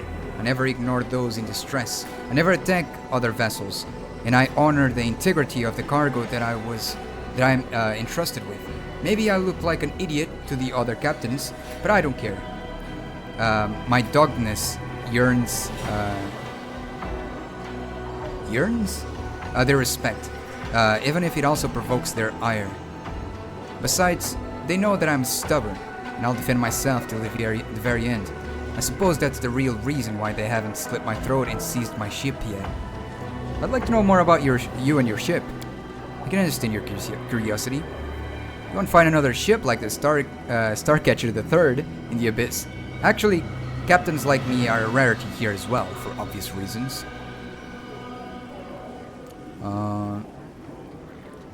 So, Starcatcher III. So there was a first and second. She cheerfully smiles and, oh, the cheerful... No, never mind. The cheerful smile of the sorceress fades away. Never mind. Starcatcher II crashed on the rocks of Alinithia. We were sailing over Mahara Island when a mutiny broke out. It's an evil place where discord and hostility fill the air like a noxious miasma. A part of the crew tried to seize the ship. The others remained loyal to me, and a massacre ensued. Defending myself, I had to fight my friends till I was the last one standing, the last survivor. All by myself, I barely managed to guide my ship to Alinithia. When I was bringing her to the land, the rocks tore it into her like a fishmonger gutting a fish. Starcatcher II was irreparably damaged. As for me, I escaped with a couple of bruises and a chipped tooth. Sorcerer squeezes out a bitter smile. As for Starcatcher I, it was because of her that I decided to settle in the Abyss. Tell me about your ship. Starcatcher III, as you can guess by the name, is not the first ship I have captained, but she is without a doubt the most technologically advanced, and she has been through the most amazing adventures. She's the most reliable and neat vessel you can find in the Midnight Isles. She and I, we've been through serious hardship more than once, but my ship has never failed me. Once, Starcatcher III even made a short raid to the Rift of Repose, the place where the souls of murderer demon lords slowly disintegrate, imprisoned inside of crumbling stone sculptures. Plus, I should also note that Starcatcher III has a unique reputation in these parts. She has never participated in the pirate raids, never transported smuggled goods or slaves, never passed by other vehicles in distress without proving help, and never been in service to any of the demon lords. I can't think of any other ship in the Midnight Isles that enjoys such a good and honest reputation. Milara utters the last words with pride, as if she were talking about a living creature instead of an airship. Who works on your ship? I handpicked my crew personally and extremely meticulously. I try to recruit those who are not completely corrupted by the prevailing customs of this place. Let's put it that way. Even here there's a chance, a rare one, but still a chance to meet a mortal with a good heart. Someone who, though poisoned by this malicious environment, is not yet beyond redemption. I do my best to help those people. And if I'm successful, I give them enough gold so they can reallocate to other places. No, to other plane. To some other plane, yeah. Then I send them on their way. I hope that this way I'll be able to save at least some decent souls. Alas, in this case, failures come much more often than successes. So to protect my good-hearted but corrupted crew from making irreversible mistakes, I have to rely on some spells. With a smile, she taps her finger against her temple. I call it disciplinary thought correction. My lord. How'd you end up in the Abyss? Her face becomes grim. Her words seem to come from somewhere cold and remote, as if from the grave. I was once a member of the Arcanamurium, the most prestigious magic academy in Absalom. Back then I was a captain too, and I delivered special cargo and passengers and my colleagues' request. I'd been assigned to a risky and extremely important rescue mission on the plain of Abaddon. I had to rescue a group of Pathfinders who had gotten into hot water there. I literally ripped them out of the claws of the grave dragger, the herald of Xiphus, god of accidental and pointless deaths. Oh my gosh. Dude, what the heck? Imagine being the god of accidental and pointless deaths. Oof. And that son of a gun never forgave me for that show of disrespect. He put a curse on me. People around me started dying. Both those I cared about and those I'd never even heard of. News of horrible, pointless, and tragic accidents that cut lives unnaturally followed me wherever I went. But nothing happened to me. I managed to get out of trouble. Any trouble without a scratch. Even when violence raged all around, I tried to get rid of my curse, but no one could lift it. Soon after that, Starcatcher I was wrecked in a terrible storm. Then I decided to go into voluntary exile and stayed away from the plains where civility, mercy, and common sense are valued. Here in the Abyss, I can at least avoid mourning those whose lives are cut short due to my curse. Besides, the Abyss is insane and bloody enough even without me, so my cruel fate can add add very little to this crazy whirlwind of aggression. Lun listens to the tales with rapt attention without moving a single muscle, and seemingly even forgetting to breathe. This is the first time I've seen a real captain. Tell me, how does it feel to... Well, he stops, unable to find the right words. With a soft smile, she supplies the rest. To be an aeronaut?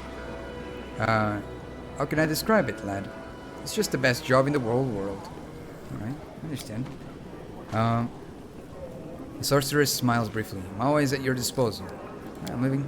Fair winds to you too. If you find yourself in need of an excellent airship and a skillful captain, just let me know. Okay. A wrinkled demon with broken fangs and a missing eye stands before you. The eye socket is occupied by a large squirming multi-legged insect.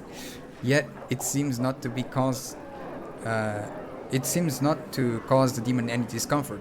He greets you with venom in his tone. Welcome to the bad luck. I am Borgaz, the innkeeper. Our establishment upholds a high standard of service, in that it's better to eat and drink here instead of a ditch. Sleep here at your own risk. Drown the rest of your life in cheap swill, or purchase goods of the highest quality and dubious origin. We accept payment in gold and slaves. What the heck?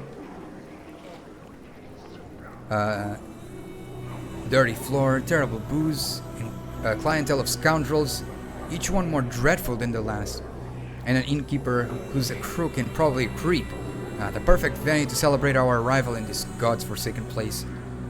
Who wants to keep me company and maybe even entertain the other patrons with few Crusader songs? I doubt they've heard them before. You can count on me. We do not abandon our own. Let's find out what the locals here used to drown their sorrows. Surely it can't taste any worse than the mongrel's liquor made from venomous spiders. Show me wares.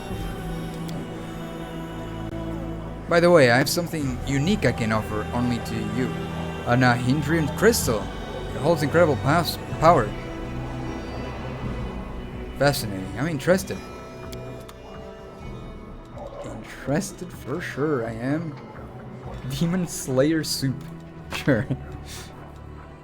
Nahindrian crystal. This amulet grants its wearer. Oh my gosh, it's super expensive. +1 competence bonus. Yeah, it's definitely fake. Alright, I'm gonna sell a bunch of stuff here because I'm not gonna need any of these, to be honest.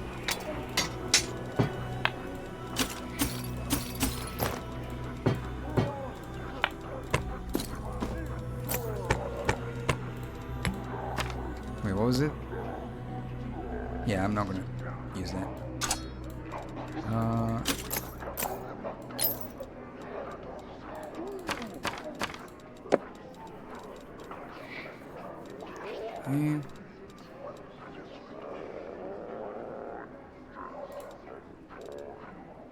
Magical acorn. I'm gonna sell this.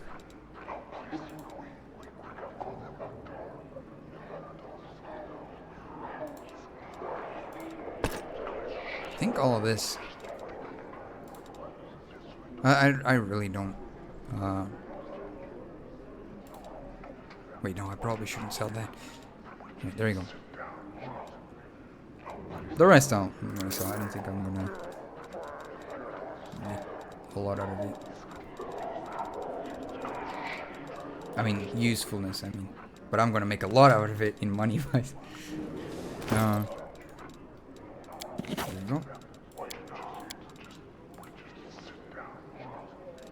500,000 gold.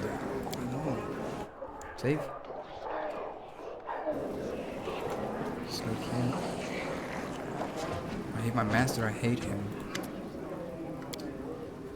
Where can I find Nocticula? Demon Google.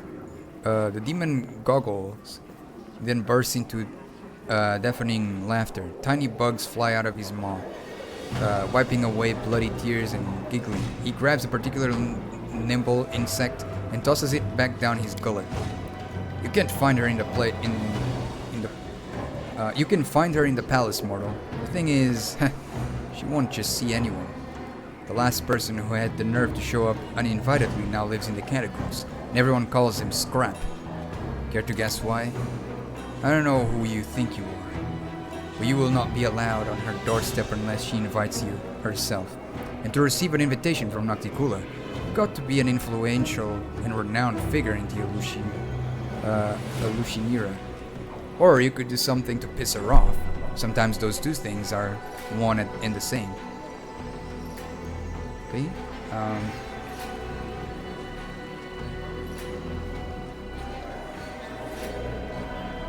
How do I earn an invitation from her? Your chances are slim, but you look cocky, so you could try the gladiator fights in Battle Bliss. Everybody loves a good butcher. The dirtier and bloodier your fight, the more respect you'll earn. Only fool fights fair, so you must prove you know the ways of the fighter's craft. The crowd will love you if you torment the loser before finishing them off. Make them shriek, squeal, and beg for death. And then you can count on having the fight of your life. You'll face Nahindrian, league champion. Your death will be a symphony of suffering the audience will forever remember. Most can only dream of such a fate. You can cozy up to someone in the upper city. The more influential your patron, the more respect you will be shown. Just remember that in Illusionera, the most skilled predators make it to the top, like Lady Valexia. More often than not, their offer of friendship is an introduction to their intrigues, and they will get into your head, twist your thoughts, make you hate yourself, and make you destroy everything you ever loved with your own hands. That's their idea of fun. If you know how to, shall we say, solve problems, you could try to get under Shamira's wing. She presides over the harem of ardent dreams in the middle city and rules Illusionera. Lady Nocticula does not stoop to such trifles herself, commanding the city's dirty, bloody work, and Shamira is always in need of capable assistance, especially since she changes them as soon as they start to reek of her dark deeds. Walk through the slums. Everyone you'll see there tried to climb higher but fell into a trap. There are plenty of warnings in their incoherent rambling. Okay.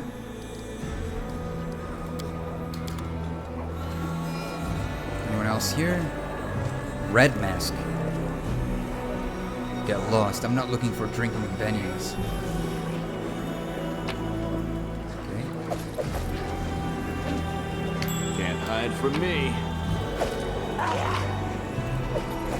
Mine. I'm going for this one. Ledger.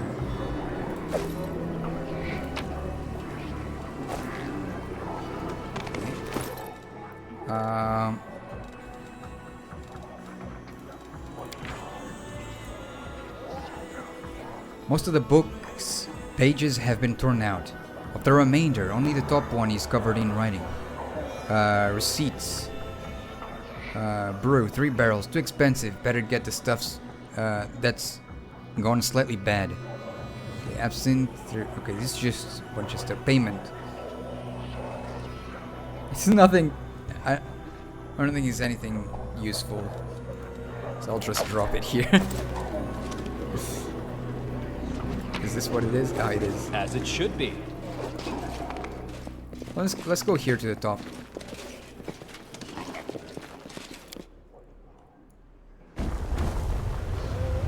Save. Oh, what the heck are those?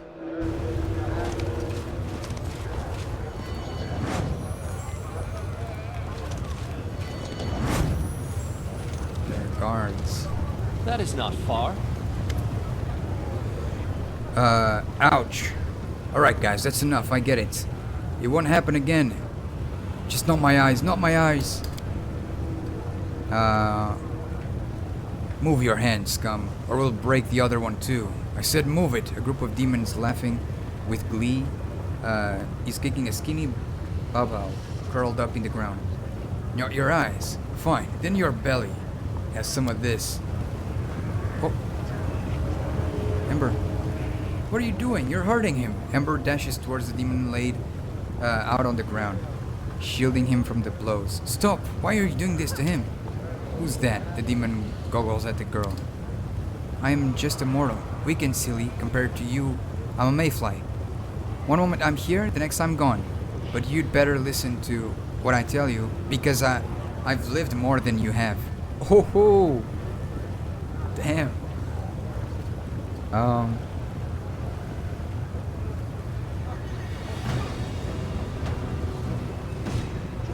You're only 100 years old, it says.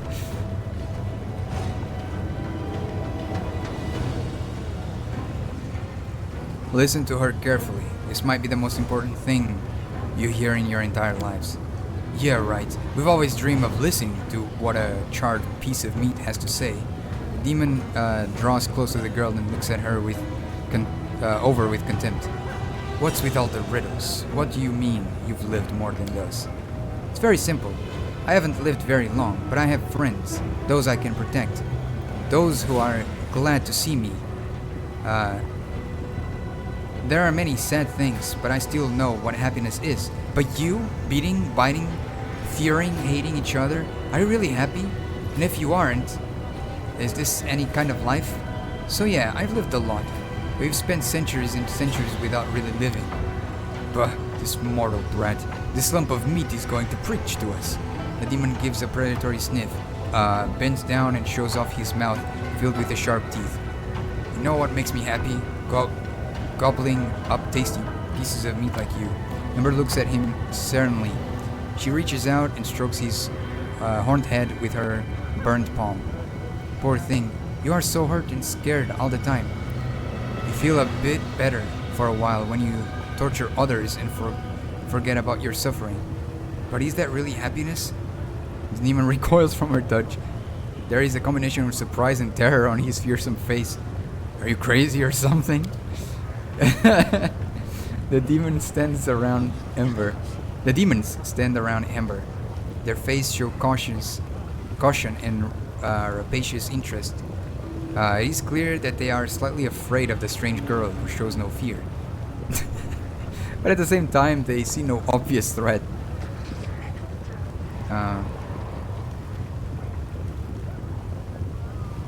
Let's see.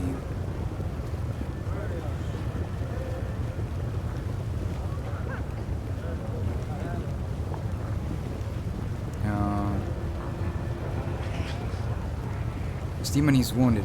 Words are all well and good. Let's help him out. Oh, you're right. How embarrassing. There. Ember whispers a spell and the demon's wounds are healed. Esmo, Axe, yes.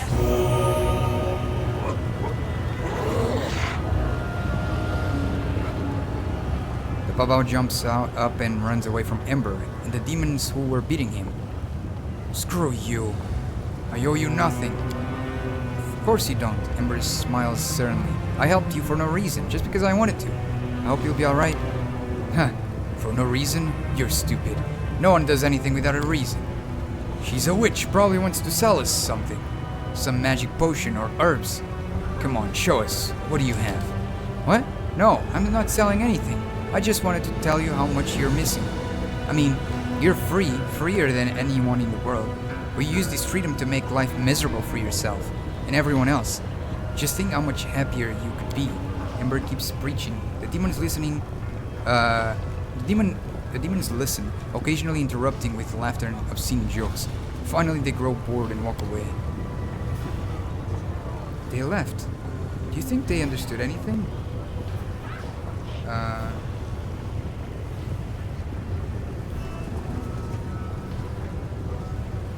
Who knows? Even I'm intrigued to see how it will turn out. You're right. I want to help them so much, but how could I know what will work and what won't?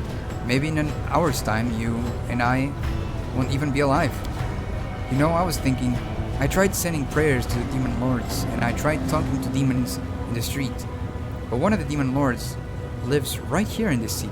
Nocticula, right? What if I try to talk to her? Not through prayer, but in person. You're going to meet her sooner or later, aren't you? Please take me with you. I'm sure if we meet face to face, like you and I are talking right now, I'll be able to convince her to stop being so mean. You'll take me to her. Promise? Oh my lord. Alright. I'll go ahead. I am truly Incomprehensibly, scrolls have been inscribed on the wall, written in one of the countless dialects. And there's so many places to Trivial go. matter.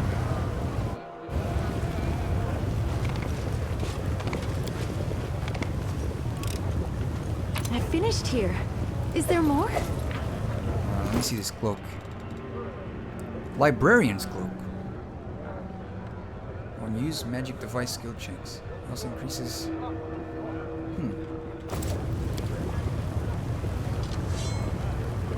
Looks like the rooftops can be used to bypass the guards and get to the streets above. Interesting. It is finished. That's very cool. Man, this place is insane to navigate through.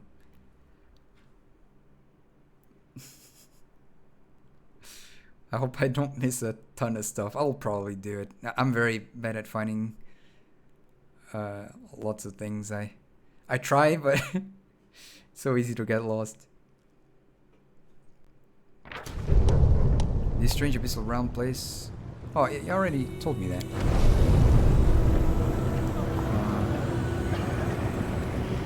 Oh wait.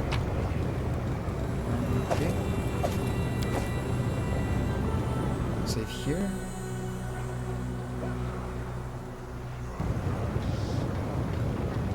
Okay, climb to the roof. something Oh. over there. Can we do it? I know the way. Okay. Save.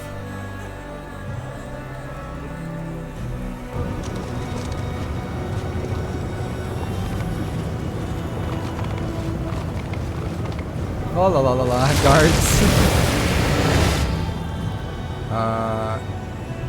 Mutasafin. This demon looks frail and sickly, especially in comparison to the mighty entourage. Entourage? I don't know, entourage that surrounds him. His voice sounds dull and tired, but his demeanor is calm and self-assured. He clearly believes himself to be in full control of the situation. A mortal with mythic abilities. How fortunate that you have made your way to the abyss.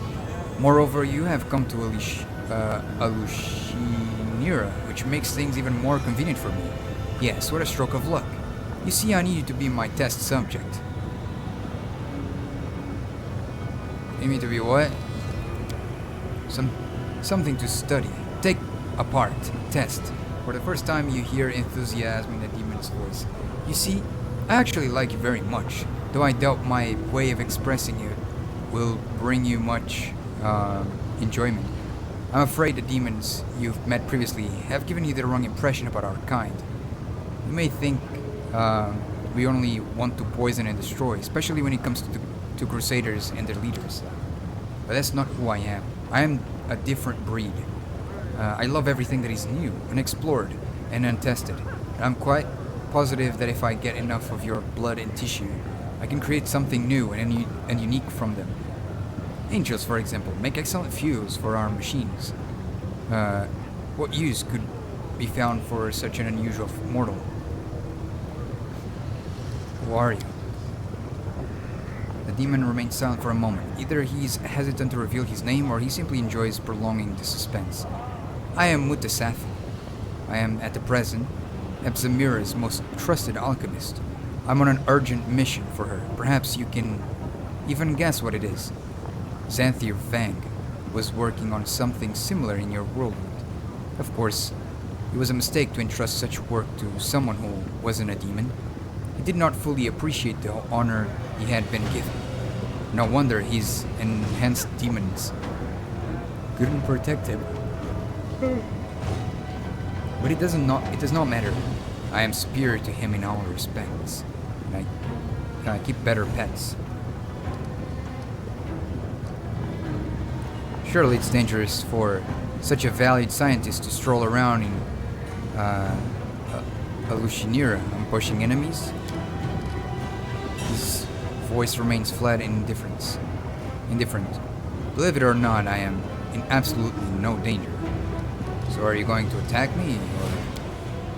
Yes, let's get started, shall we?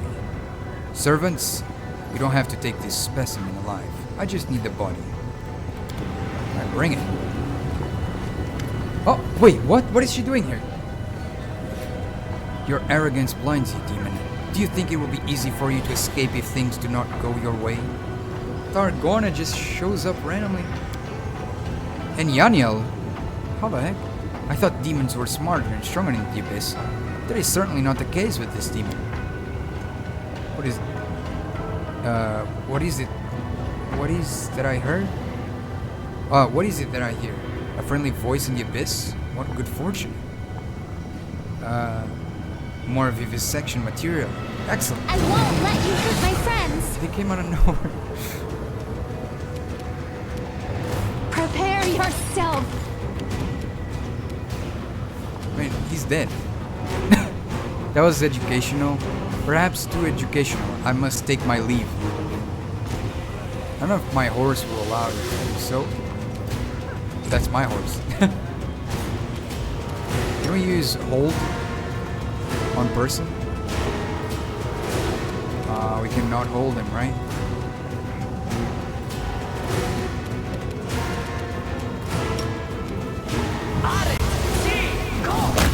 Oh my gosh! Jesus.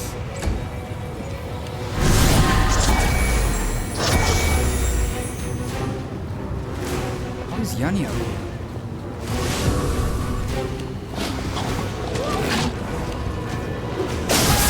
He said, what's happening?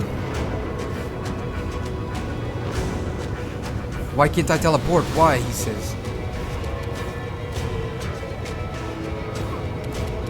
I'm gonna try this. Damn it, it was just for fun. The Inheritor, guide my blade! Begone, fiend! Nice, good damage. This will hurt. Desna, guide my hand. Oh! There is not much Iomede's servants could do that would surprise me, but I did not expect to see you in the Abyss.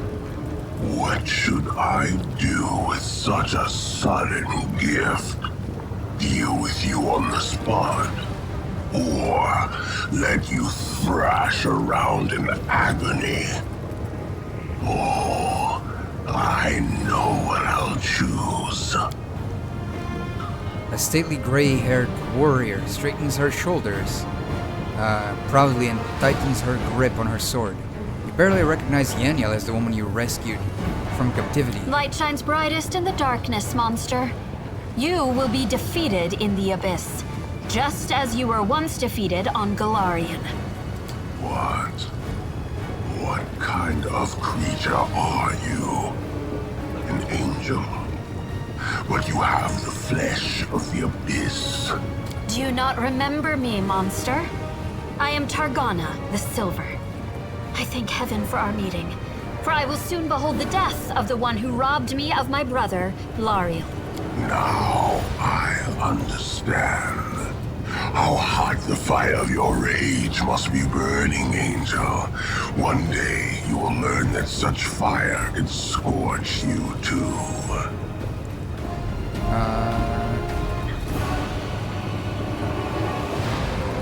Let's see.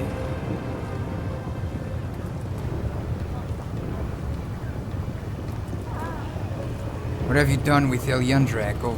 I'm sure you cannot wait to gloat. I will say only one thing. My victim is still alive. But so much time has passed. I'll allow you to imagine the rest. This is terrible news, but there is still some hope. If we can track down our enemy, we can discover where he is keeping his prisoner. What do you want from me? I want your blood, your flesh, and your breath. I need you to whimper in pain and plead for mercy, and I will have all that and more from the servants of Iomade. But not today. I was not looking for you, but for Mutasafin. And why do you need it? Do I really need to answer that? Well, I suppose there's no harm. Mutasafin is clever enough to work with Nahindrian crystals, and he is a demon. We can finally stop using former mortals like Xanther and Arilu as servants. I had a task for him. It's unfortunate that you interfered with my plans, but that's all right. They will soon come to pass anyway. The paths of evil can be a strange labyrinth.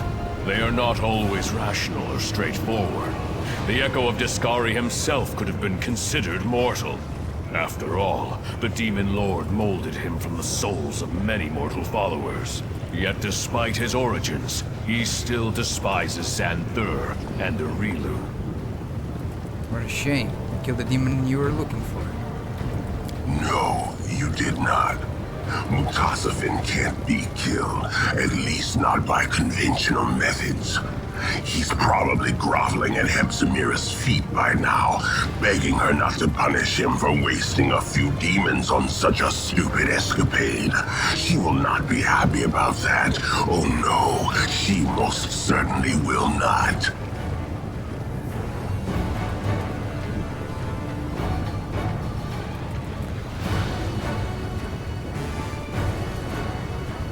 If you don't want to fight, then you go your way, and I'll go mine. Psych! I'm gonna tank you. I have no desire to fight you, mortal. If the Abyss doesn't finish you off quickly enough, I might hurry things along, but not yet.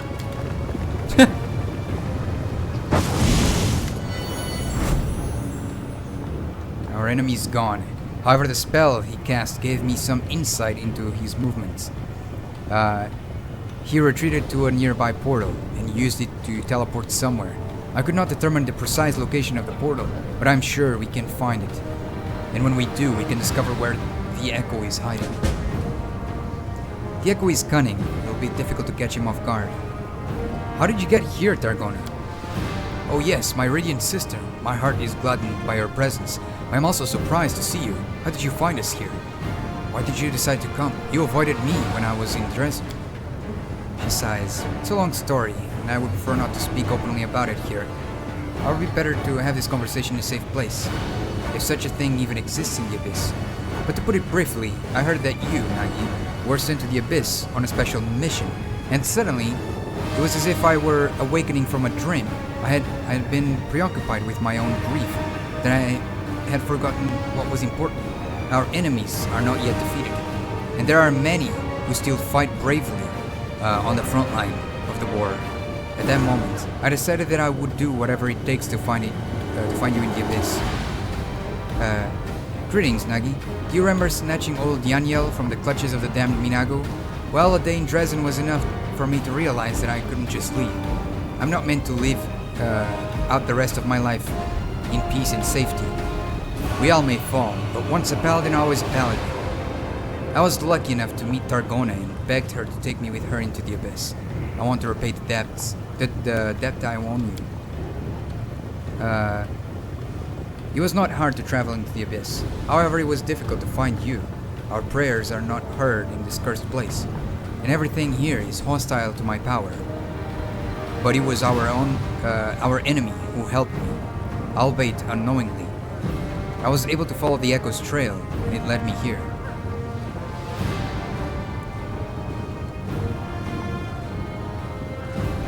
There's a place here that is known as the Nexus. It is where the Rift of the Midnight Fane leads into the collection of portals. We can meet there and discuss everything. That is a wise decision. Let us convene a council. We'll discuss what our enemy is planning and how well we can find his lair. What? Just shows up here.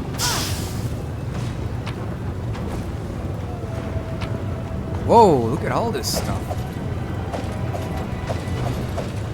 Damn.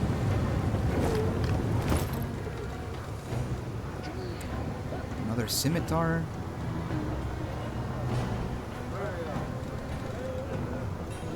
Belt of incredible dexterity.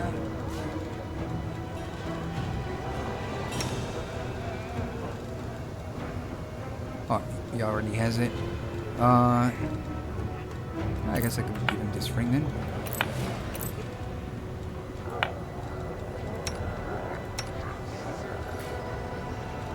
Two.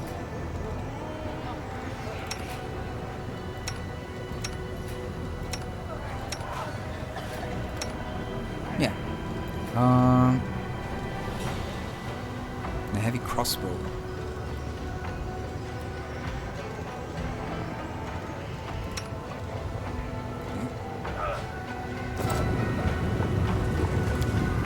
Save.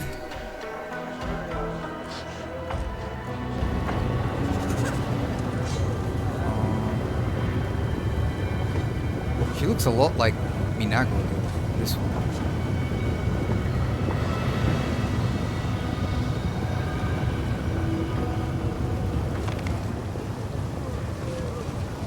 To the flesh markets.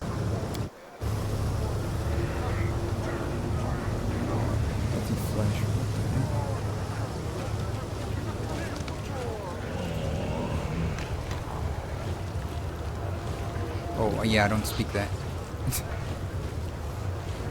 Lady Epsamira and Lady Shamira, it is a great honor for him. How many he assists you? How may he assist you? My bad. His light to behold. Epsamira is looking to buy some slaves, the best slaves. It's for an important job.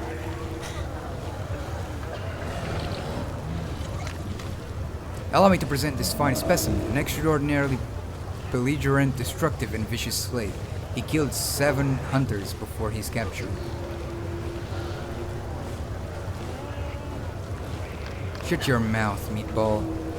Your breath stinks. I don't need gladiators or bodyguards. I'm looking for a pack of strong demons. Ones who are not very bright and can obey orders. I think it's the guy, the small guy that is down there.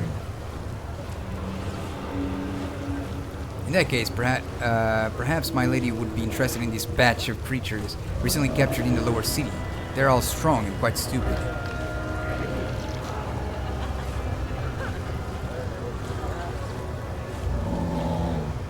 Okay.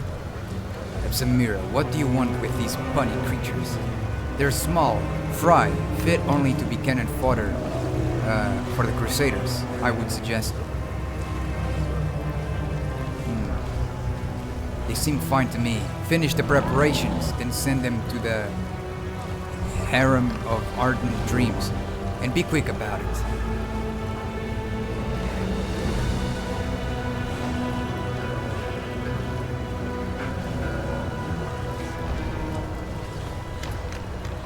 A dark-haired young man stares up at the ugly lump of flesh hovering in the air. Hello up there. I am blinded by your beauty. Please descend to this humble mortal and grant me the honor of a date with you. I'm not going to interfere. What the heck is going on?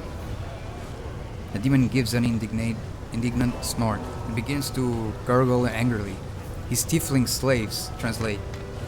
Master Sarzaxes says you have 10 seconds to get out of his sight, or he'll command his lackeys to gouge out your eyes. Alright, I can take a hint. I'm leaving. The young man backs away and jots something down in his notebook. What the heck?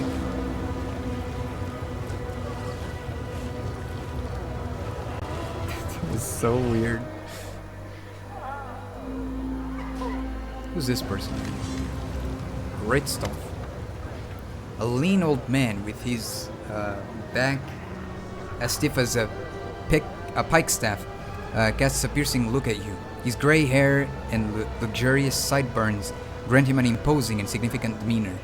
Greetings, I am Count Christoph Rolano. I have the honor of serving as a venture captain of the Pathfinder Society, heading the branch of society in Lushinira and its adjacent territories. If you need the service of Pathfinders, I can be of assistance. Oh, I see. Interesting. Just okay.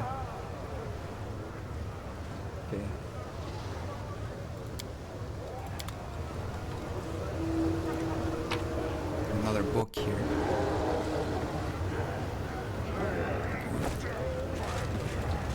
Save. Oh. Ramissa the Slave Trader. Mandragora. Wilrong Black Mask. I'm gonna loot here.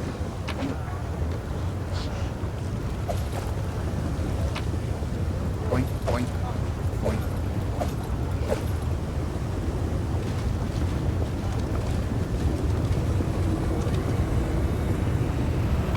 Okay, save. Let me talk with this guy.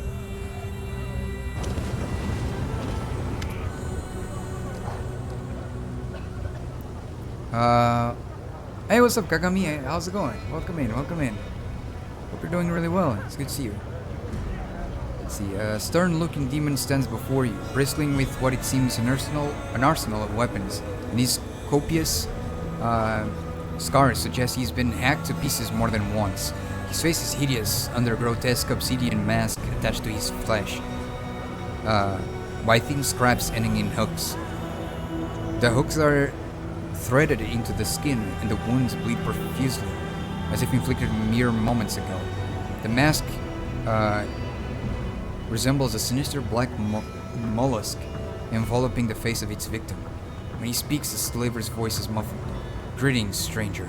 I am Worldwound, legend of the Battle Bliss. Are you looking to buy some battle slaves, or do you need weapons for yourself? The weapons. Damn. Exterminator, my lord. Night Flash. The names. Everything is so...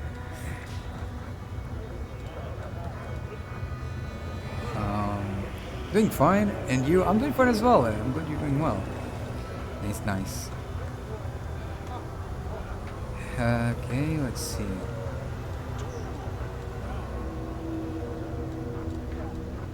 Scarab of Protection.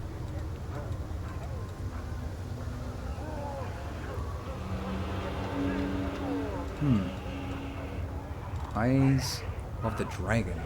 These tiger eyes gems fit over and they meld into the eyes, transforming the wearer's eyes into something slitted and draconic. Oh damn. These eyes grant the wearer blind sense. Damn, that's crazy. I'll take a break from once human until phase 2 is starting in 3 days. I see, I see. Holy Devotee's Wrath. I think mine is still pretty good. Constantly showing enemies as evil. Oh, really?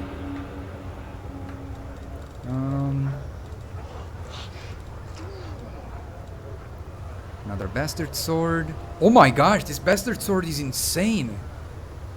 My lord. Frostbite. Oh my gosh. I'm buying that. It's powerful as heck.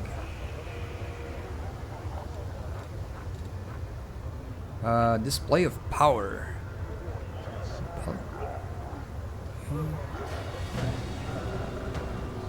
Oh my gosh. This belt of strength plus 6 grants its wearer a 15-foot aura that makes all enemies in range suffer a -2 penalty on will saving throws. That one is really good too. Night Flash. This one is pretty cool too.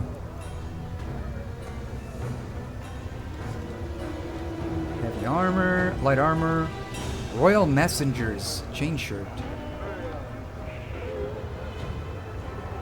Ability checks.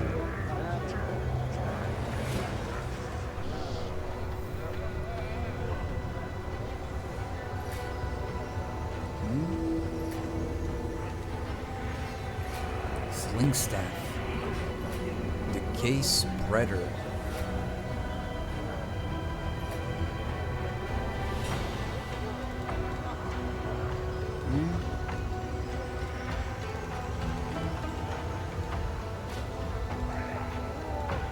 Alright, let's use that new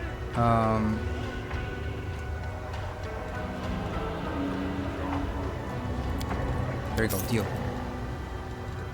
I need to sell this as well. And this. I kinda like this one, so I'm not gonna sell that.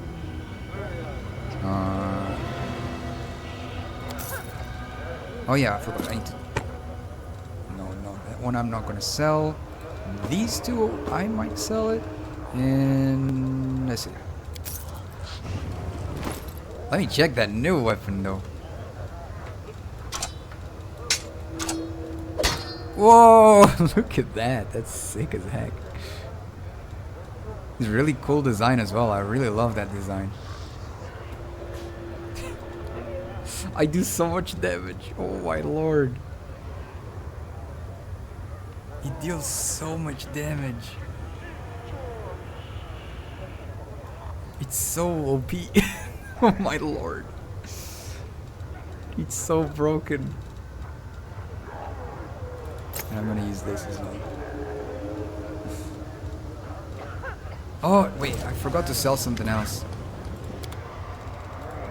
This. And... no, I'm not gonna sell this one for now.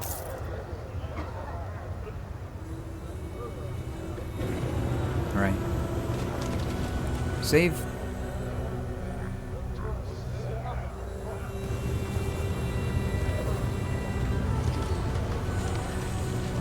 Talk with this guy. A demon who looks like a ball of lumpy, melty flesh hovers in the air. He clenches a whip in his hand.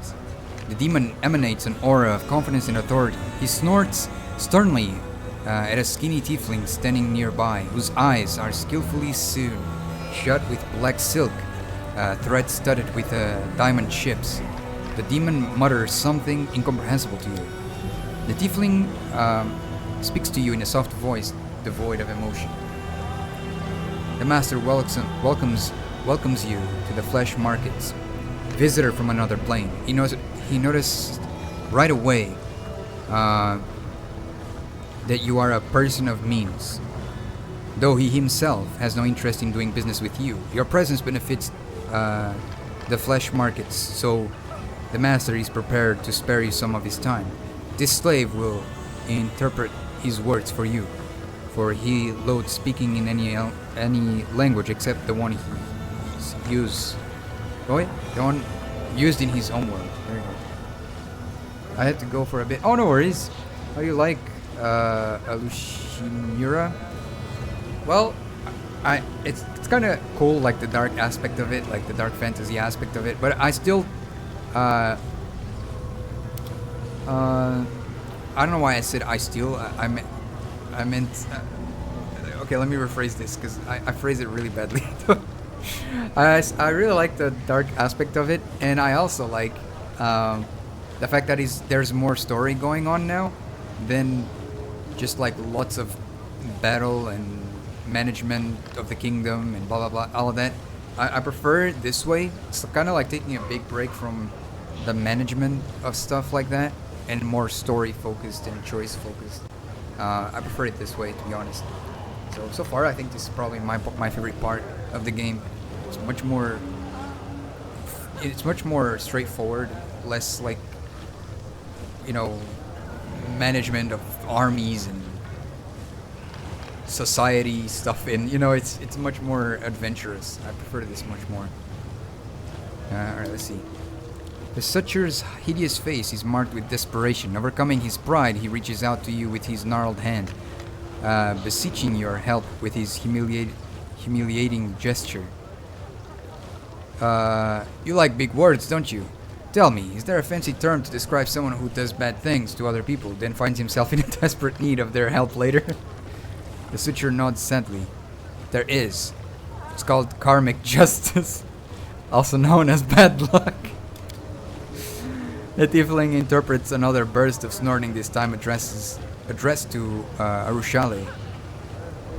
Master is happy to see Lady Arushale again and wishes her pleasant purchase at the flash markets. He regrets immensely that he hasn't informed of Lady Arushale's visit in advance. Otherwise, he would have prepared a special lot exclusive for her. The Master remembers Lady Arushale's preference very well, and he would be happy to satisfy the wishes of such a discerning client. Arushale sounds calm, but you can see her hands have started to tremble. Please tell Master Sarzaxes that I have no interest in his slaves anymore. I won't pay for them, neither in gold nor in other ways. Oh. Other ways? Okay, here's... Sure thing. There you go.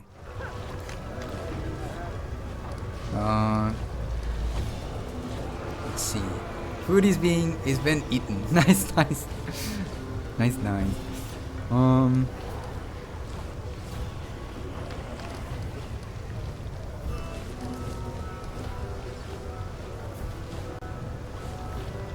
Why did Ebsamira and Shamira buy your slaves?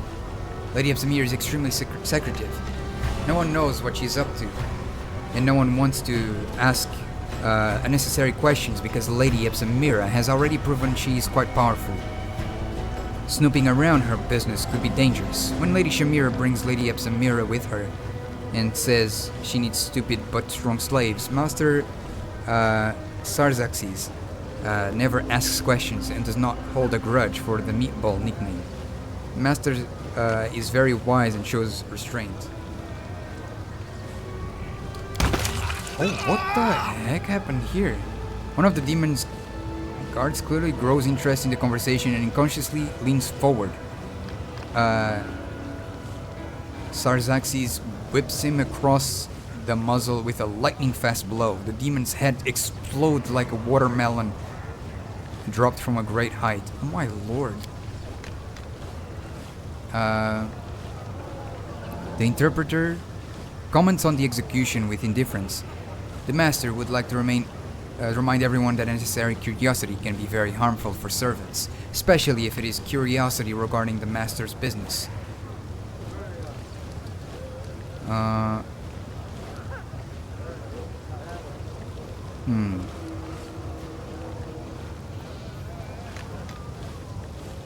Are you his slave? Addressed to the tiefling.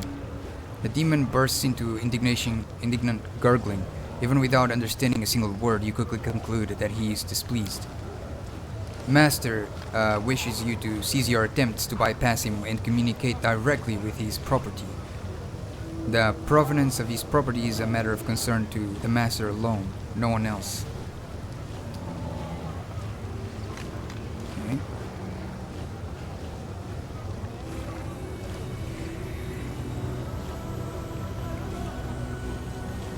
I have to go. The interpreter bids you farewell with a polite bow. Master won't keep you any longer. He wishes to state that he found this conversation very entertaining. He wishes you fruitful trading and good meat in your cages. No, screw the Suture. He messed me up once. Or a couple times actually. So... Wait, what? Shivaru.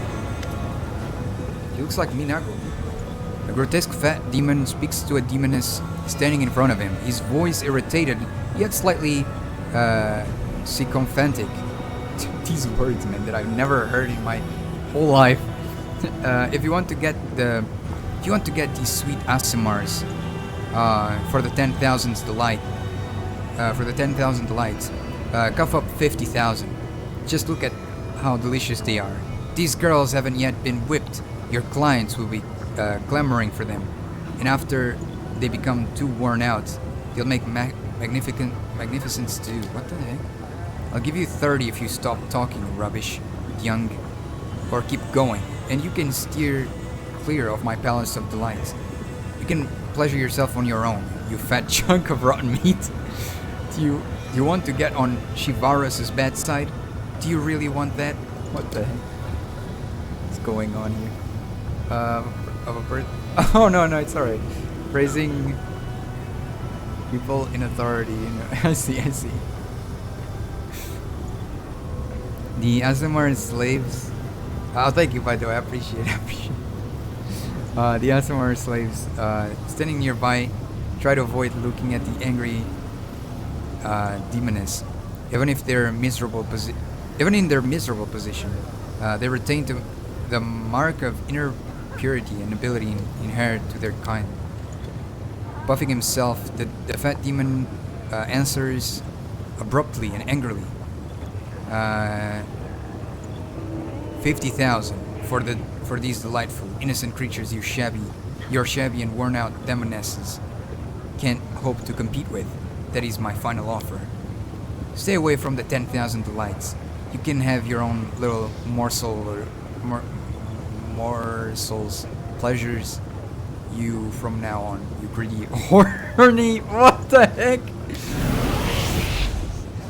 This game has so much bad mouthing. It's insane. Oh my gosh, I can't talk. The disgustingly fleshy demon greets you with a wave, his arm encased in roll after roll of fat. Allow me to present my living wares, the finest household slaves to serve you and entertain your body and spirit. And they can satiate even the most exquisite cravings. The demon accompanies his last claim with voluptuous lip smacking, looking pleased.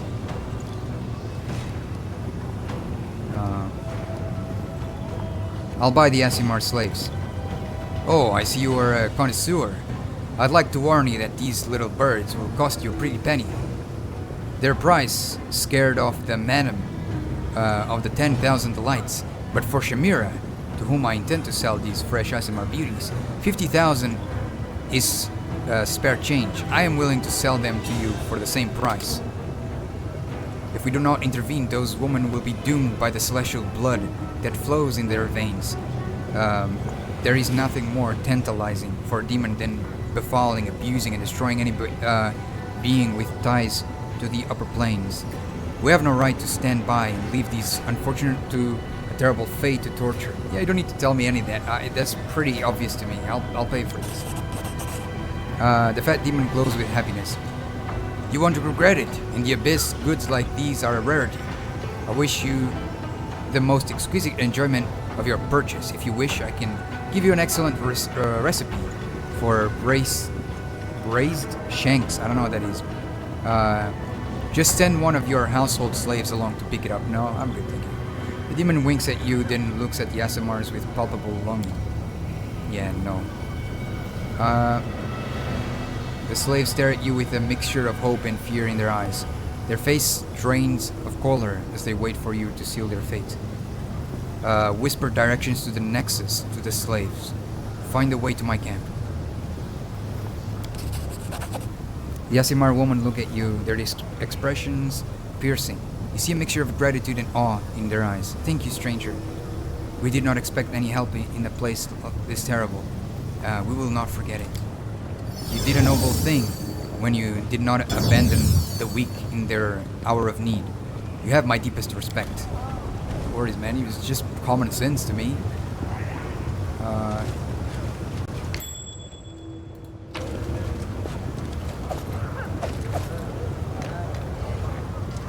Just follow my lead.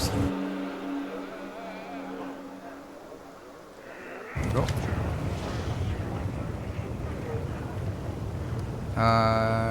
Show me your slaves. I can offer you a shipment of Golarion slaves. They certainly aren't in the best shape. Golarion are notorious for their fragility, but torturing them sure is fun. Raggy grins As Reggie grins, you spot at least 2 rows of needle-sharp teeth in his mouth. The Golarion slaves are clad in torn rags, their bodies emaciated.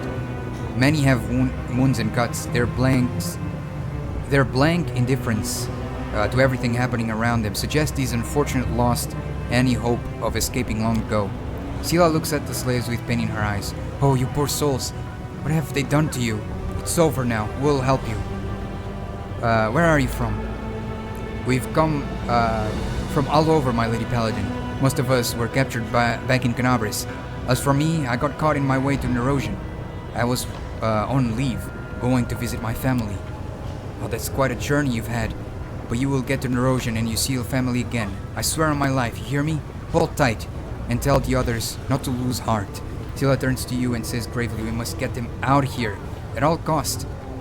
We can't abandon our own. If we did, we'd be worse than scum. Arushalei's presence causes a rumble of discomfort among the slaves. She flinches under their angry and hasteful gazes. She opens her mouth and says something, but fails to find the right words and just sadly lowers her eyes. What are you looking at? The slave says. Soziel addresses the slave in a soft but resolute manner. Brother, you should not insult her. She has repented and now fights for a righteous cause. She's a good friend and a worthy crusader. I swear to you, in Sheldon's name. Cleric's words are followed by embarrassed and confused grumbling among the slaves. The succubus' eyes turn to Soziel. They are full of relief and sincere gratitude. A shy smile appears on her lips. Seizing the moment and deftly spitting out the mephit in the cage, Reggie nods at him. If you wish, you can also purchase this little blighter. He won't be of much use, but you can entertain yourself for some time, torturing him. He's a sharp-tongued and quite resilient. I guarantee you'll spend several interesting and pleasant evenings killing this little... What is this? I hate this place so much.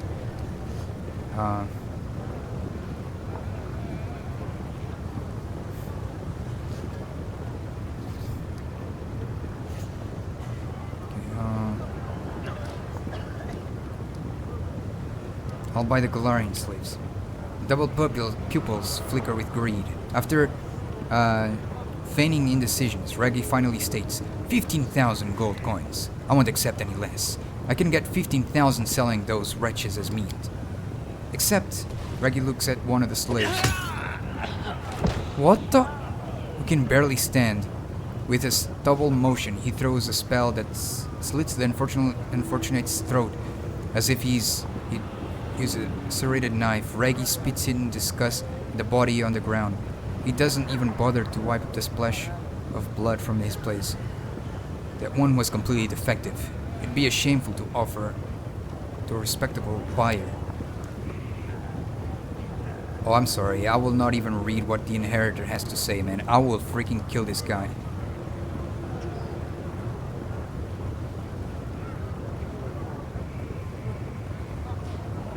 Is this... Wait. So attack is in like this guy, right? The buyer. I mean the seller, sorry. Attack the seller, right?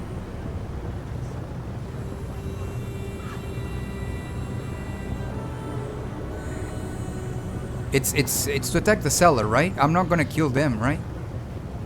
Yep, okay. Out of nowhere, a knife with a wide jagged blade appears in his hand. Spinning the knife skillfully with his 2 numerous fingers, he leers at you without fear. You wanna dance?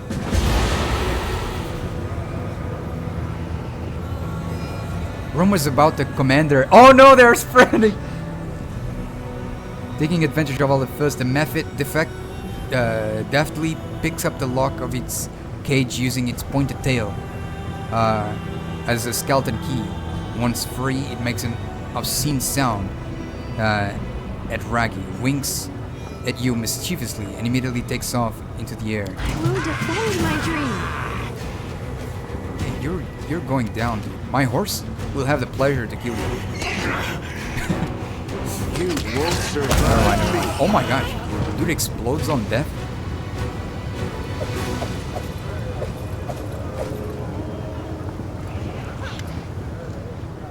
So what's next, sir? Should we run, or should we face death here? We won't go back in the cage. We've had enough of this demon filth. You can take refuge at my camp. Ayomade bless you. Thank you for standing up for us. We'll never forget your kindness. The ranked slaves huddle in a tight group and hurry towards the exit. They are frightened and tired, but you can see a glimmer of hope and defiance in their face. You did as every true Golarion should by saving the people from your homeworld, from slavery. Thanks to people like you, my heart holds no doubt that we will emerge victorious from this struggle. Yeah. Save.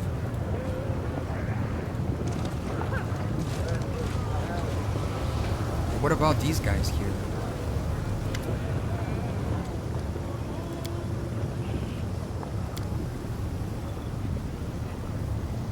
I'll buy your pleasure, slaves. It's been a long time since I last had Nahindrian goods such as these for sale.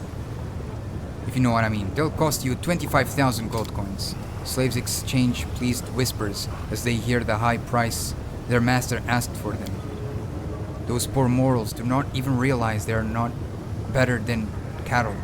When the time comes for them to be led to the slaughter, their minds will not grasp that their kind master has reared them for torment and death. Anyone who makes a deal with a demon looks exactly like them. In the end. And a naive fool mocked by all because they do not know the knife awaits.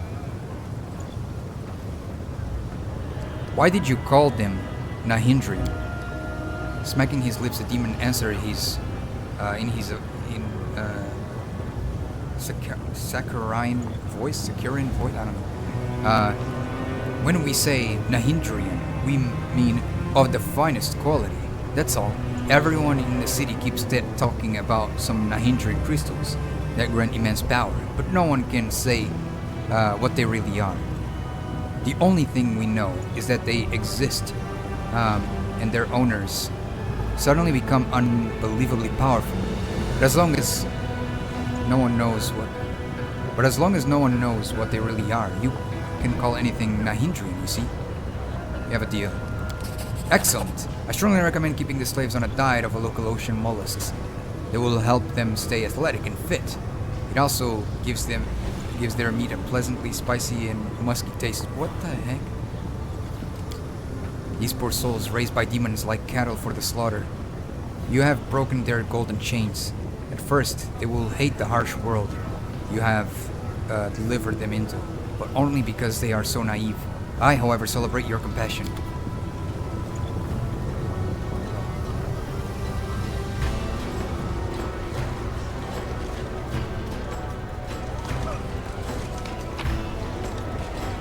As it should be. All right.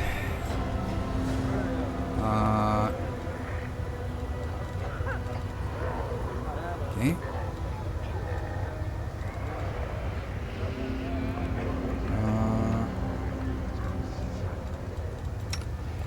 I don't know why he was bugged here.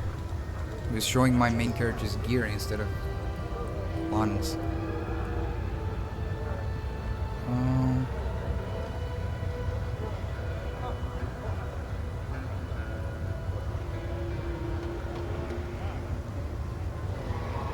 I prefer this one, I think. Alright. There you go.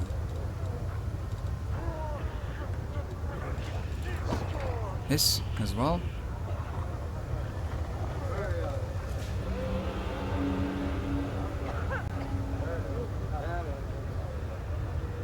Okay. Our bow is still the strongest. Alright. Save.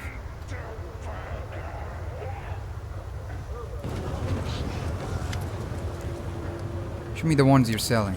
I'm selling death itself. Death lurks in my gladiators' hands and in their eyes. They can kill so swiftly, you will not even see them strike. They can kill so slowly their opponent's death makes the spectators shiver in ecstasy. And they embrace their own deaths with such dignity that their names soar from the lips of the crowd into the dark sky, straight into the hands of merciful death. Gladiators are a mix of all races and ages, do indeed look tough and dangerous. Their powerful bodies, bloodthirsty gaze, and deft yet casual grips on their weapons show them to be true masters of their art. They resemble a pack of predators at rest before a bloody hunt, where they will rip, tear, and gut their prey.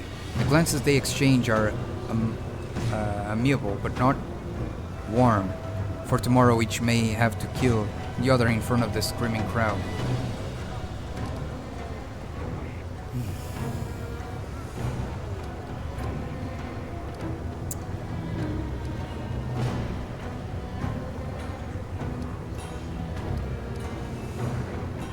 What is this mask you wear?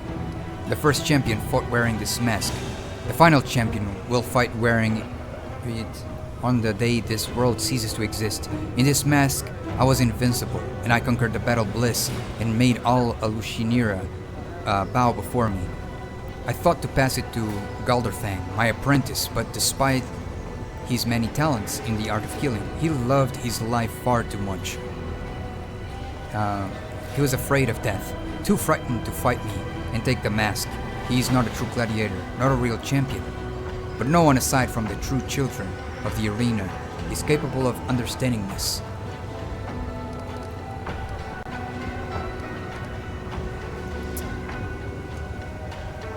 I'll buy your gladiators. Smiling at the gladiator's bellowing battle cry, the slaver examines you with a sharp look. The straps of the mask tighten slightly, making the skin wrinkle. Finally he nods. You look genuine. You are a killer. I suppose I can sell you my gladiators. 35,000 gold for the 35,000 enemies they'll kill in your honor in the arena. Deal.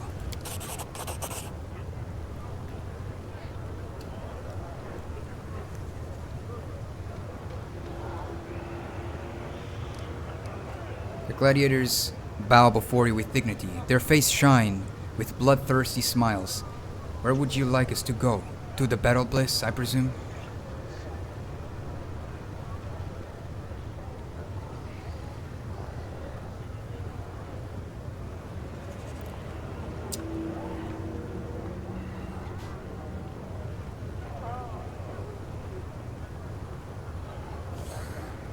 Damn. That with bloodthirsty smiles is a bit yikes, man. Man. Bloodthirsty smiles. That changes things a little bit. I thought they were at least a little bit more, I don't know,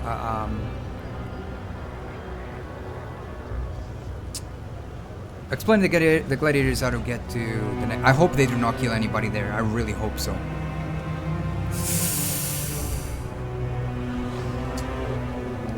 The thing is, I'm scared of like sending them there, and then I get there and everyone else that I saved died, and they're gonna be like, oh, I thought you wanted us to kill all these people here. So instead, I'm just gonna say you are free. You may decide for yourselves where to go and what to do next. The gladiators exchange bewildered glances. Their fists clench around their weapons, and their eyes narrow menacingly. An angry blow echoes through the flesh markets. Freedom? You filthy scum. We'll shove our freedom down your bloody throat. You stole everything we ever wanted. Okay. That's interesting. Very interesting. You wanted battle? You got battle. There. I believe I just wasted my money on this.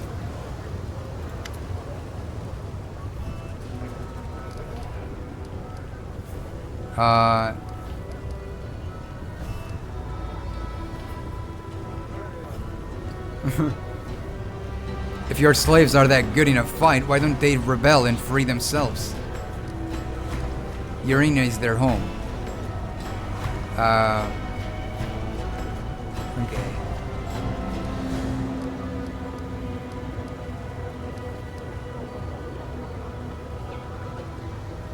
Your gladiators attacked me. Can't blame them. They do not desire freedom. They want only to kill and to die in the arena. They've made great sacrifices to earn their collars from me. And you took all that away from them in an instant, turning them into pathetic nameless bodies. Nobodies. I mean, bodies. A gladiator is judged by their master. Without a master, they're worthless. I'm afraid my gladiators are not yet fully trained.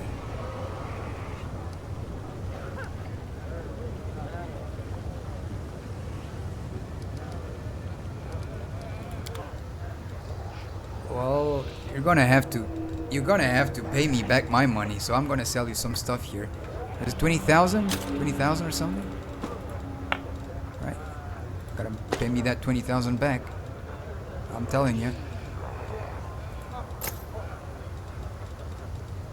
So, I'm selling that.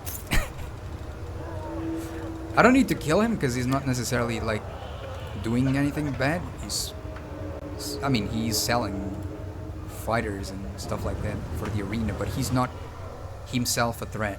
So, at least I got my money back anyways. Remissa. Wait, oh, there's loot here.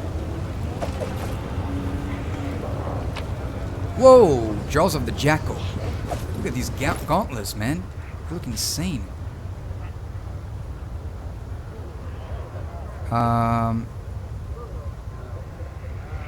These gauntlets grant a profane vigor effect and a +2 bonus to natural armor to all evil creatures summoned by the wearer. Oh, okay. I see what it is. Right. Remissa, the slave trader. The eyes of the translucent Merilith. Carefully observes her surroundings. It seems this is not merely an image, but a projection of the creature's consciousness, while her physical body is located somewhere far from here. Next to the Merilith fidgets shriveled Mandragora, which utters the occasional displeased shriek. Visitor from another plane. I am Remissa, also known as Slogged Skin. And I am no simple vendor, but a true artist of the slave trade. My warehouse currently stands empty, but we can always arrange for a custom order. What would you like to acquire? Perhaps your enemy's son or daughter? Bound by magic and powerless in the face of anything you might wish to do to them? An attractive person who once dared reject you? What the heck? The little brat who bullied you as a child? Alushinira is the city where all your dreams come true. She licks her lips, especially if they are dirty, bloody, or in sweet dreams of possession or revenge.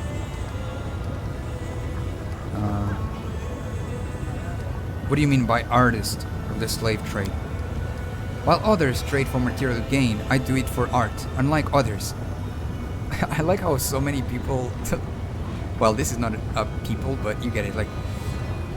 But it reminded me of like how so many people in real life treat some of the most random stuff as art.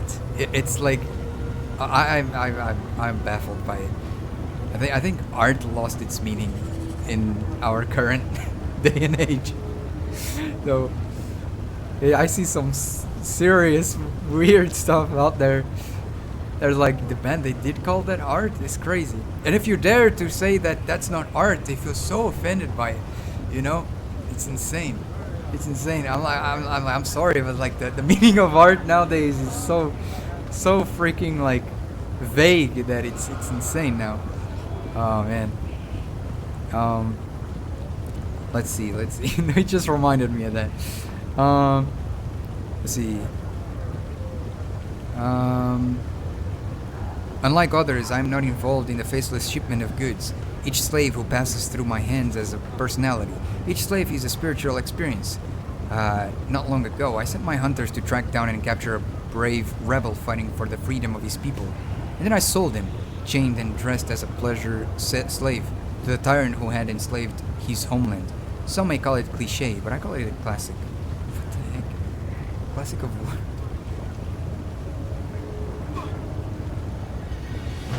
I'm leaving.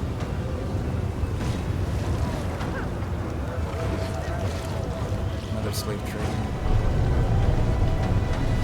Save.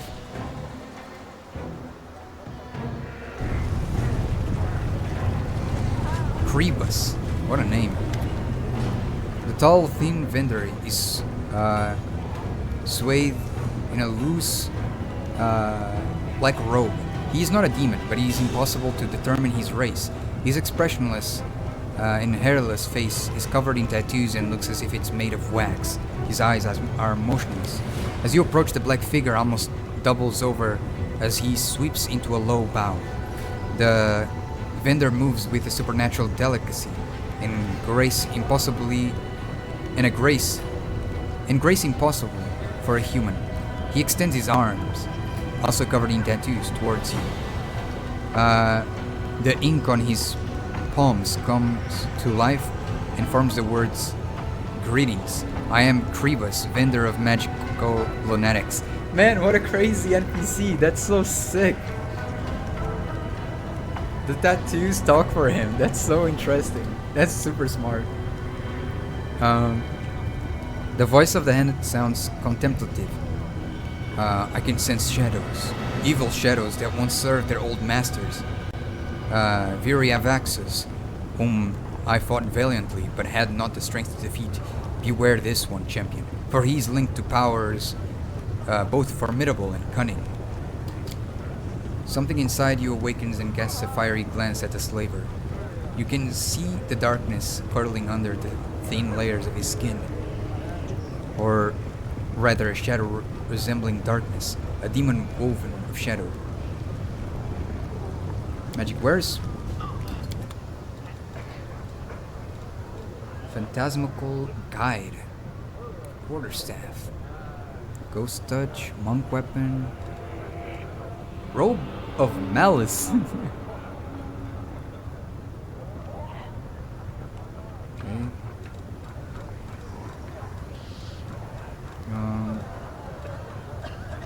There's just a lot of evil stuff from the looks of it.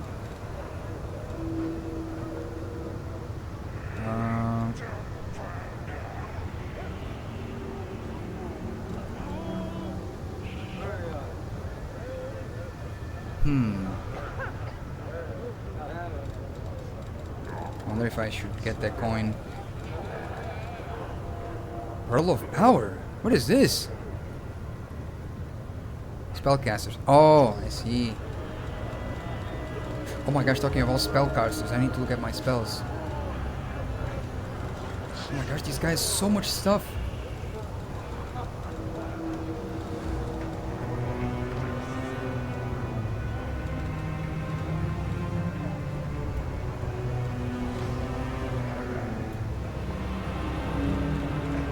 I'm buying this coin. Need only one coin to teleport here. Yeah, I'm still buying it just in case, you know, I need to do multiple travels.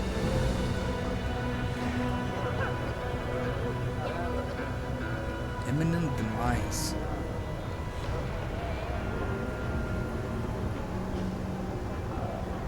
Okay. I think I'm just gonna buy this. What kind of slaves can you offer?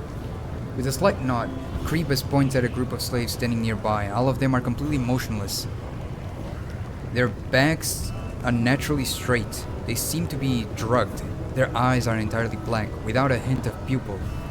In the depths, tiny blue sparks flicker like stars in the night sky. From time to time, some of the slaves utter something uncanny or barely comprehensible, then fall silent again. Tiny ink glyphs begin to appear rapidly on the slaver's palm. And if drawn by a skilled scribe, my lunatics, magical ingredients for ritual sacrifices, dissolved in blood, fermentation finished, distillation finished, deposited into practical self-propelled storage units inside the slaves' bodies. High magic potential. The goods were examined and certified by esteemed Willodus, approved for trading. I can sense dark inside them, not mundane darkness, which is merely the absence of light, but an embodied darkness that begets evil and possesses aware instead of awareness instead of being emptiness and nothing. What cursed substance did he pump into these unfortunates? Keep an eye on them, for the darkness inside them awaits for the right moment to be born into this world.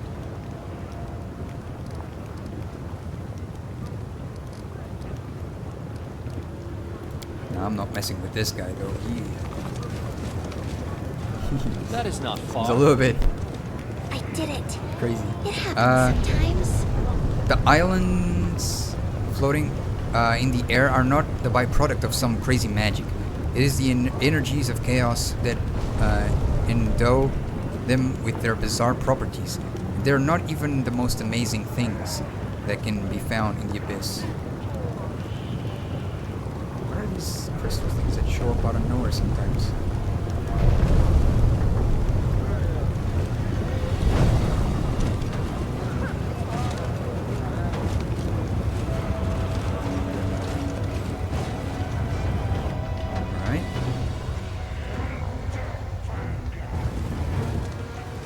Even though this place is horrible as heck, so far it is my favorite part, not because of the place, but because of the amount of dialogue and more story, rather than just, you know, like I explained earlier. I really like this.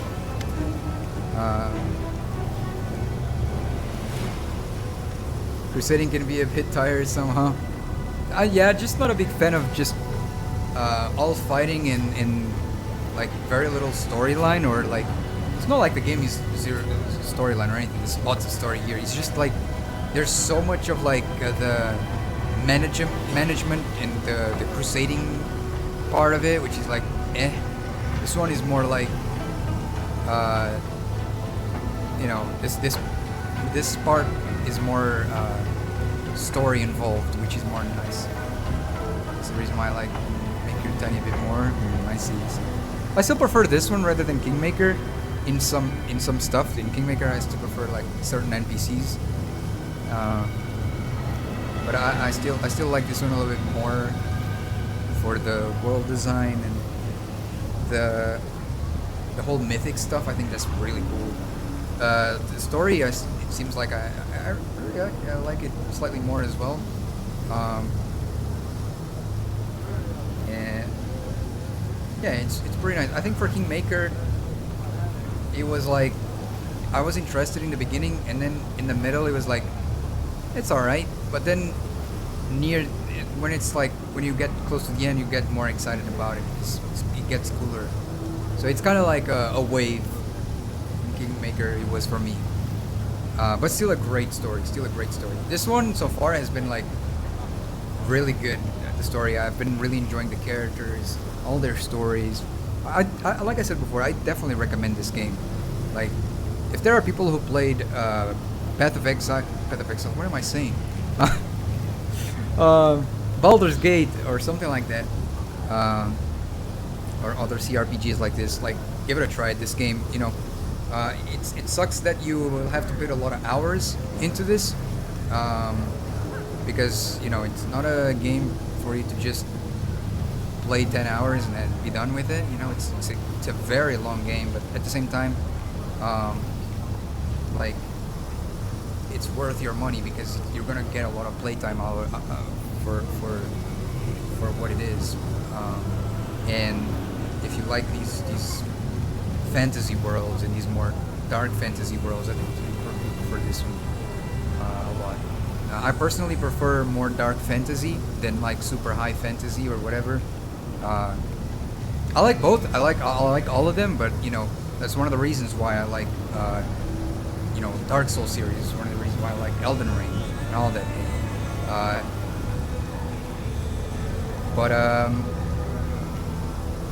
But both Kingmaker in this game, I think they're great. Though I wouldn't recommend playing in any other difficulty rather than story mode, or you're gonna get really pissed. Or unless you're like, you know, pro at the systems of the game already from the tabletop. Even so, I would still recommend doing your first playthrough as story mode. Unless you really like to be challenged. But it's just It's just my opinion. That's all. So much value out of the game. Yeah, it's a lot. Only 200 hours to finish. Man, I don't even know how many hours I'm into it. I wonder how far I am for the story. How far am I, Mike? As in like percentage. Like you are 60% done, or you're at 60%. You're at 15%. I don't know. I don't have all the DLCs though. I think I have a little bit of some. I don't have all of them. 70% already. Jeez. My lord. I have some DLCs, but not all of them. It was too expensive, guys. I would have gotten the DLCs for this game, all of them. But man, this game has so many DLCs, guys, that is like my lord, it's so many DLCs, man. So many. It has only 5 acts plus a 6th final short act. What act am I? I don't even realize what is my act. 4th? Oh, I see. What is the biggest one? Like in length of playtime that you remember? The 3rd. Oh, I see. Yeah, probably because of the crusading thing, right? Hold on, I'm scratching my eye.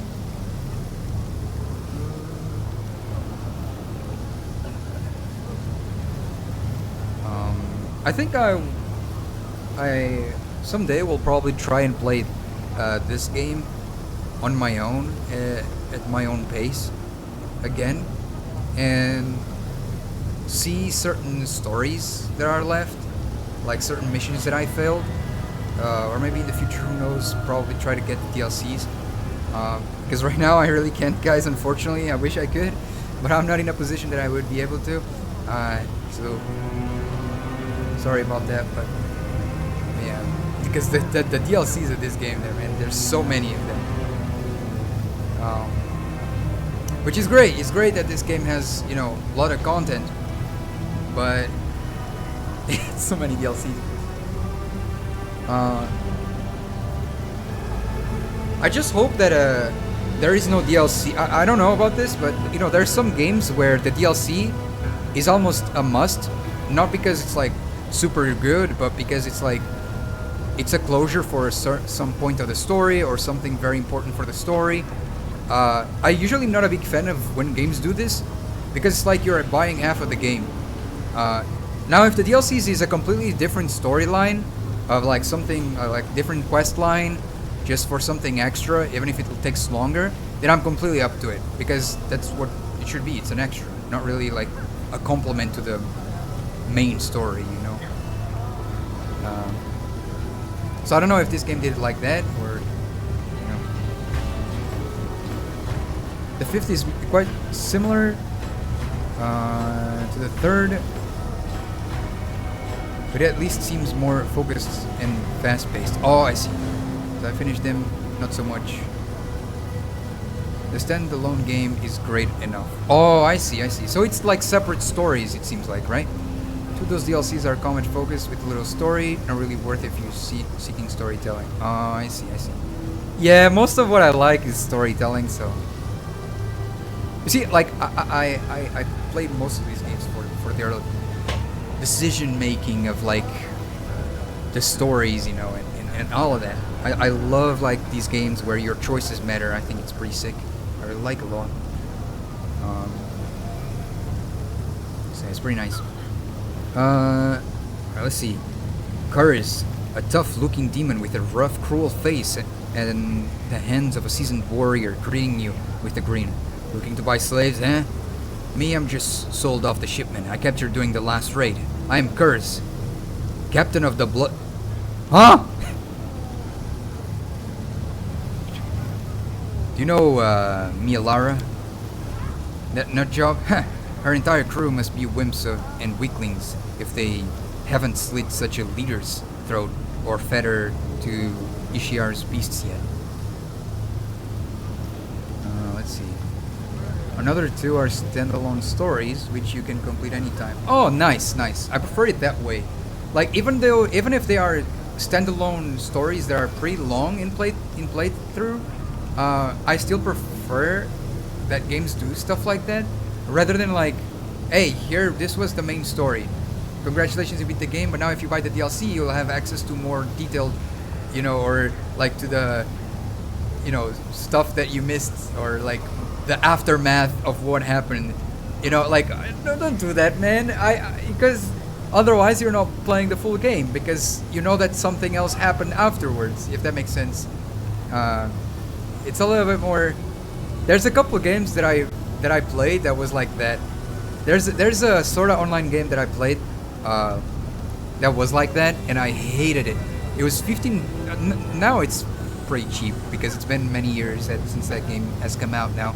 But back in the day when I got the game for the first time, it was new, the game, and I played through the story, and the story ended in such a way, and I'm like, oh, okay. And then they kept releasing a bunch of DLCs. It was like $15 each DLC. It was like 3 or something DLCs or 4. I don't remember 100% how many DLCs it was, but it's like 15 bucks each DLC. I was like, what? Are you crazy? 15 bucks for each DLC to explain what happened after the main story? And it was like hours of content. And I'm like, dude, I hate when games do that. You're buying half of the game, then pay portions of what happens afterwards, man. I don't like that at all. Yeah, it's really not worth it. It's really not worth it. Because then at the end of the day, you'll see the price of the game, and it's like, that's so scammy. It's like you could have sent that as the entire full game, and you could have done that as part of the entire full game for the same price. People would have bought the entire game and that story, and you're like, come on, man, like, this is crazy.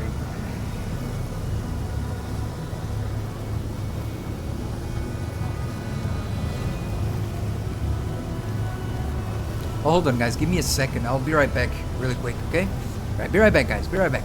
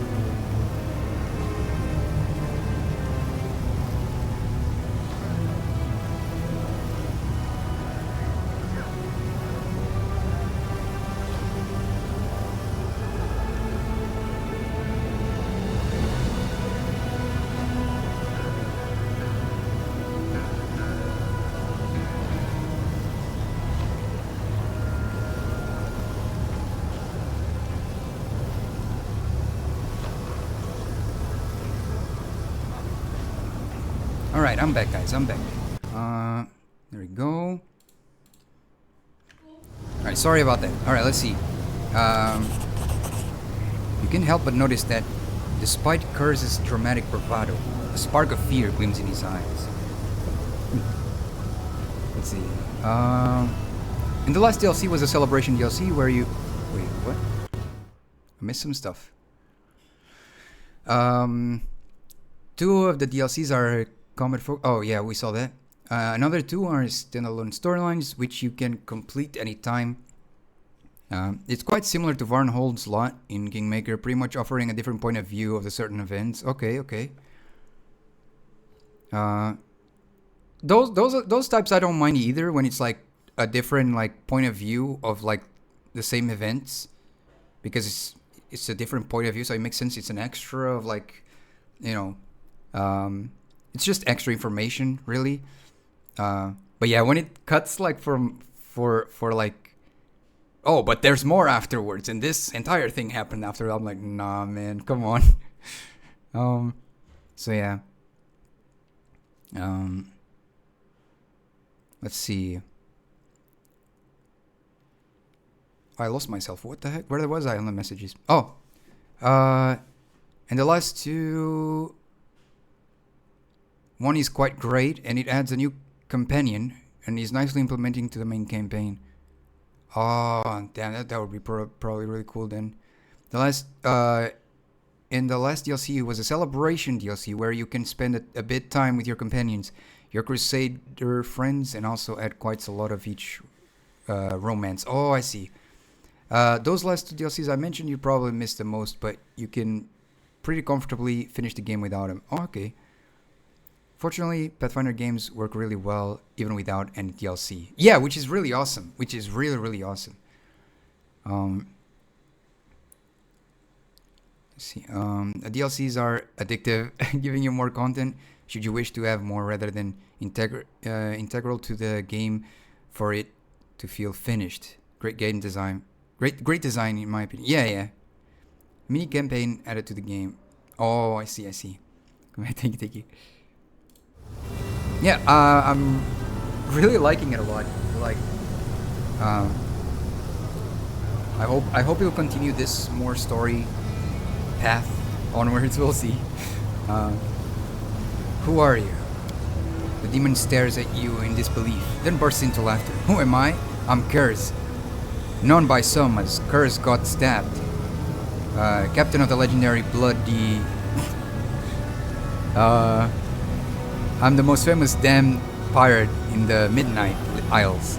You must be a landlubber who's never set foot aboard an airship, if you haven't heard of me. Oh my gosh, an airship, okay. You can travel to faraway lands whenever you want, but you chose to be a pirate? Only a real scumbag would waste that kind of freedom on a robbery and murder. I, lad, the scummiest. Tell me more about being a pirate. What exactly do you want to know? The life of a pirate ship captain consists of 4 things: his vessel, his crew, his experience, and Pazuzu's patronage, of course. Wait, Pazuzu? Wasn't that like mentioned in Kingmaker? I think. Hold on, because my eye is very itchy though. I think it's very irritated for some weird reason. I don't know why though. I don't remember anything falling onto my eye. It's very irritated. Right. Correct. Yeah, I remember it. Witch of Pazuzu there. Yeah. I remember. Like, I don't have a good memory, but the name is so silly that it's kind of easy to remember. Once it comes, it's not like I remembered the name. It's more like once it is mentioned, I could remember that it was in the previous game. I was like, wait, that's familiar. Freaking silly name. Gotta go leave for my D&D. Hope your game will go amazing. Thank you, Kia. I hope yours will go as well. Have lots of fun though. Enjoy it. Thank you for stopping by. I appreciate it. Alright, let's see, guys. Tell me about your vessel. You recognize my... I cannot, guys. I cannot. I'm gonna call it the BB. You'll recognize my BB right away by the huge skull decorating her prow. I don't know. We secured that trophy near Vazglar, and there was a great fight for it. A few other captains wanted to lay the hands on it as well. Aside from the skull, I've done good work on the BB. I cannot. You can find a better attack vessel. Her broadside can take a dragon strike. Her three-quarters sail can catch any wind, and her ballistae don't rely on lousy spears, only alchemical fire. Thank you for the Lurki's key, appreciate it. What kind of crew do you have on your ship? The toughest rogues and cutthroats you could ever want.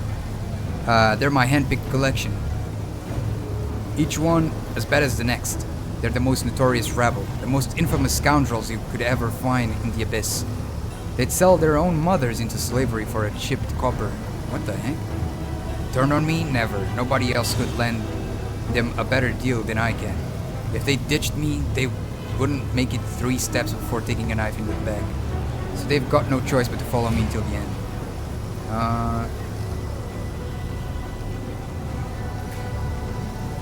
Okay.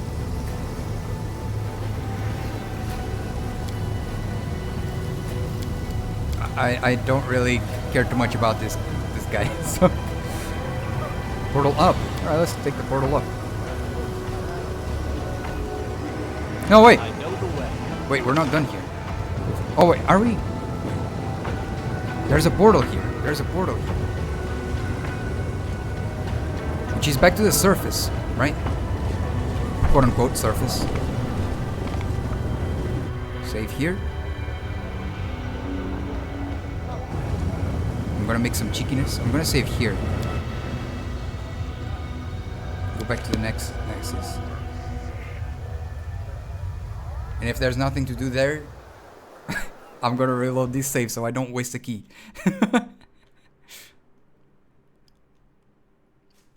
Alright, let's see. A sudden searing pain forces you to the knee. Oh my lord, what the heck? For a moment, you feel as though you are in a frying pan. Your skin is on fire, and the agony is unbearable. The world goes dim around you, and you find yourself unable to breathe. As you fade in and out of consciousness, you hear the angel Targona screaming in pain somewhere nearby. So feel free. Oh, thank you. I thought you would be spending keys here. Then the pain stops. The hand on the inheritor is standing over you. His hand glow with healing light. My righteous comrades, what happened? I felt no evil spell, but both of you suddenly screamed in agony. I don't know, Targona whispered. It feels like I was burning. I was bound, hand and foot, unable to defend myself, and I was burning. Wait, don't heal me yet. Enter the inheritor. I need answers. I want to study these invisible burns.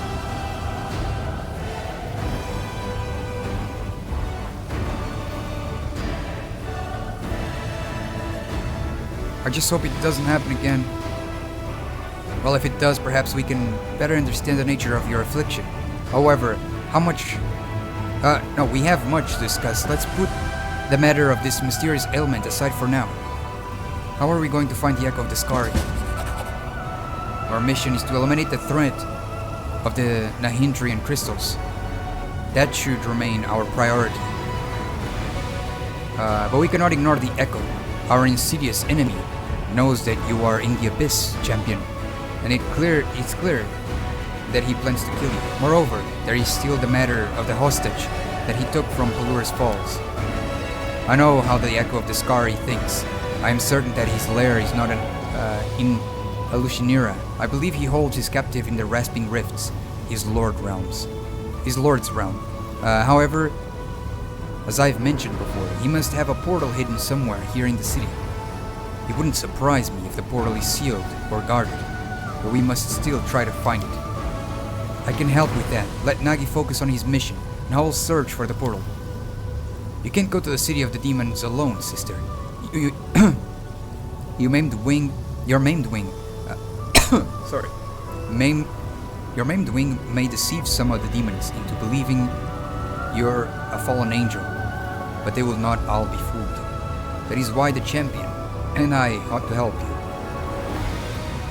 It will not help. It will not keep us from fulfilling our primary mission. Gosh. Very well. I'll follow your lead, but first I need to follow up on a hunch. I'll be near a portal that leads from the Nexus to Alushinira. Meet me there.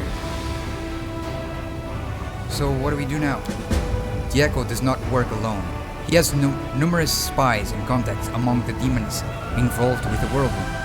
If we can track down one of the Echo's allies, they might lead us straight to him. We could search for the Echo of the Scari's henchman here in Alushinira. But it'd be like looking for a needle in a haystack. Fortune may favor us, but we'd be trusting everything to chance. A more reliable method would be to turn to the rulers of this evil city for assistance. After all, we are going to need their help in other matters as well. Henry inherited Songs of Plum. Alright. Got some people here. Let's save. And then the inheritor. What is our next step? In Alushinira, there is no one as powerful as Shamira, the right hand of Nocticula herself. It is she who rules the city while her inscrutable mistress is away. As sad as it is for me to admit, we must try to gain her favor if we want Alushinira to take us serious. Okay.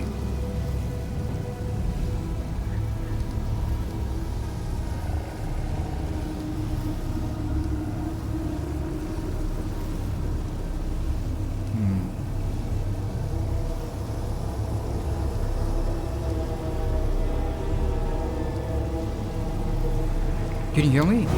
Thank you! Let the flow of light that pours upon you cleanse your soul of all the memories of filth and blood that the Abyss so generously shared with you. That's very awesome though. Free healing. I like that. Oh.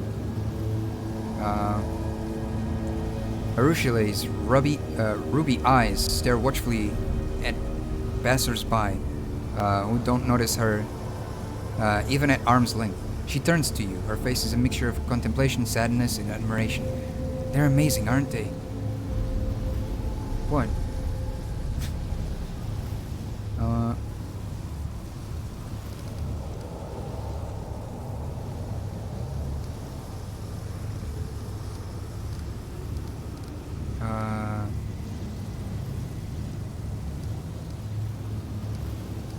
Let's see. I'm sorry that your dream turned into a nightmare.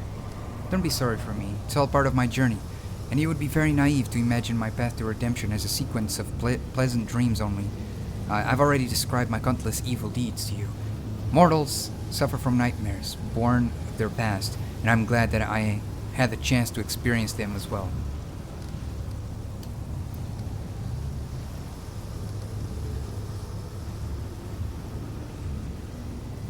The shadow of your dream. Who was that? Please don't ask. I don't want to be reminded of it. I knew him in the past, and I was hoping that he would never reappear in my life.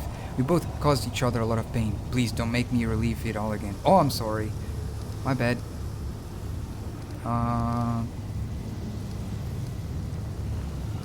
So I'm not gonna ask about these ones.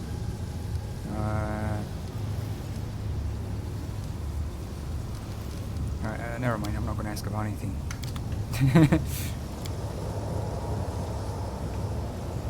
This place has been sanctified. It can protect the area from the corruption in the Abyss. Nice.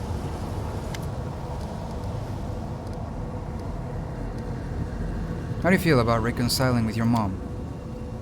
It's weird. I think I feel happy about it, but I also feel like it's the rug's been pulled out from under me. You know, I never even admitted to myself that I was angry at her. I didn't let myself ever even consider it. I took all my anger out on myself. on the demons, and still, it was like I was carrying around a huge boulder. And now that the weight is gone, I don't know how to live without it. She went back to Nerosion, but she gave me her address. It's strange to think I can write to her, tell her what's on my mind, ask for her advice. I was used to her not being around, to the idea that she was gone forever, and now I have to get used to her being in my life.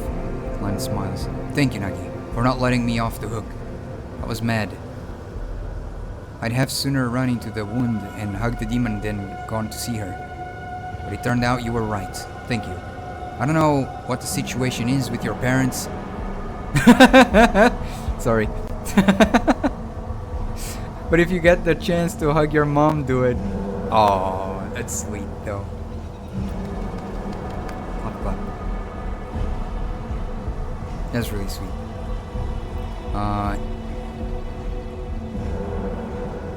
Umbrellas have a short lifespan. No.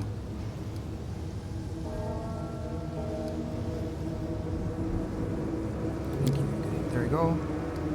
Okay. Save here.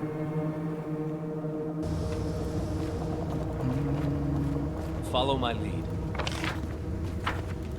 Oh, wait, where's the people that we've been saving? Maybe they're down there. Maybe they're all the way down here. Oh yeah, there's more people down here.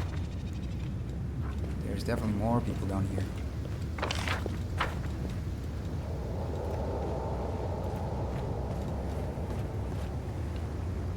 Golarion, slave leader.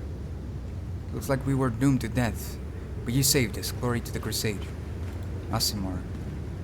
We'll never forget how you saved us. You're a true hero and arbiter of mercy, sent us by Serenray herself. Aww. Cute. My horse! As it should be. Yes, it should be my horse. Is there anyone else here? Or doesn't look like there's anybody else here. That is not.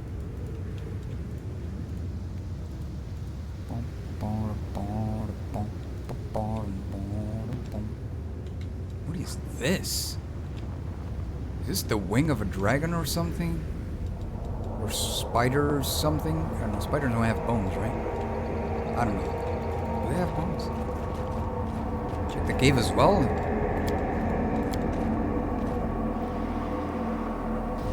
And how would I know that there's something more into the caves? Oh my lord! Why are they here? I'll go ahead. We will never forget how you saved us. Same thing. Same thing. Personal chest. Oh! Nice! Boink, boink. What? No! I didn't mean to drop this. This stays. This can go. Oh, this can go.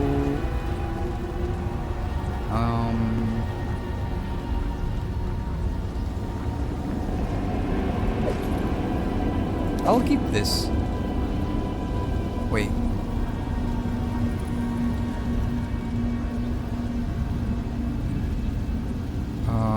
Just in case. I don't think I might need this at all, but so boys. I'm gonna keep this just for now.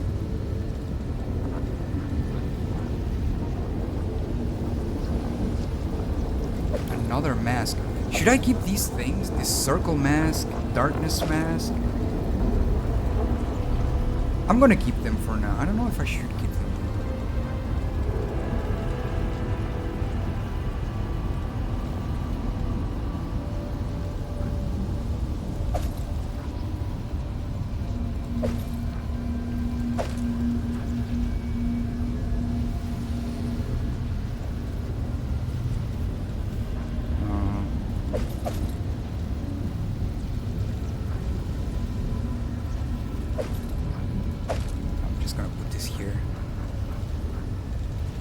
I don't think I'm gonna need these masks right now, but I don't know, I'll carry them anyways.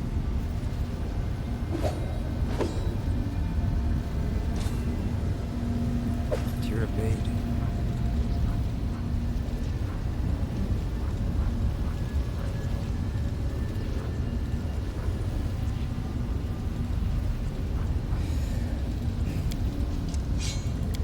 Okay.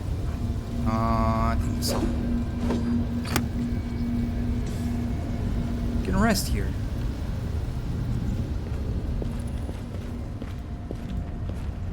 Oh, the little kid. Everyone is so strange here. No one wants anything from me. It's great. The boy you saved from his wicked mother gives you a look that is both sad and mature beyond his years. I know the way. Poor boy. Stash books and such. Oh. I'm gonna do a quick rest, even though, like, I don't know if they're gonna have some sort of dialogue, but... Oh, there's a couple of characters to level up here that I didn't.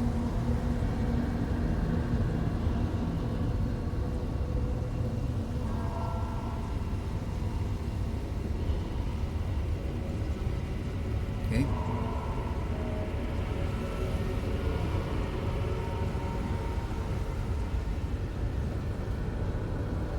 All right.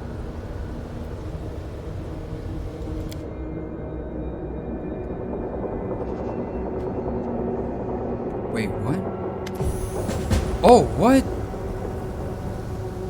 A conversation with Greyboar.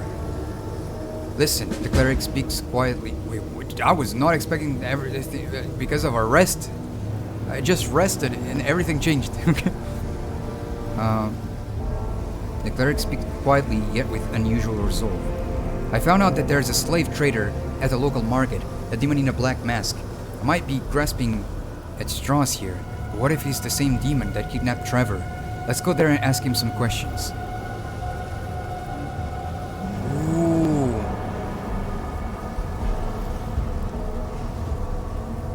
Are you sure you still want to find Trevor? You may not like what you discover. I have long accepted that. Whatever happened to Trevor couldn't have been good. I still want to know his fate. If he's in prison, I will set him free. If he's dead, I will at least be able to pray for his soul's peaceful rest.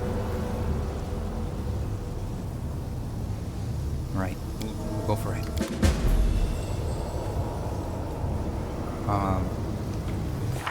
Oh my gosh, I have so many quests! The Wicked. Let's talk with Ember. Where is Ember? Oh yeah, so she's inside the cave.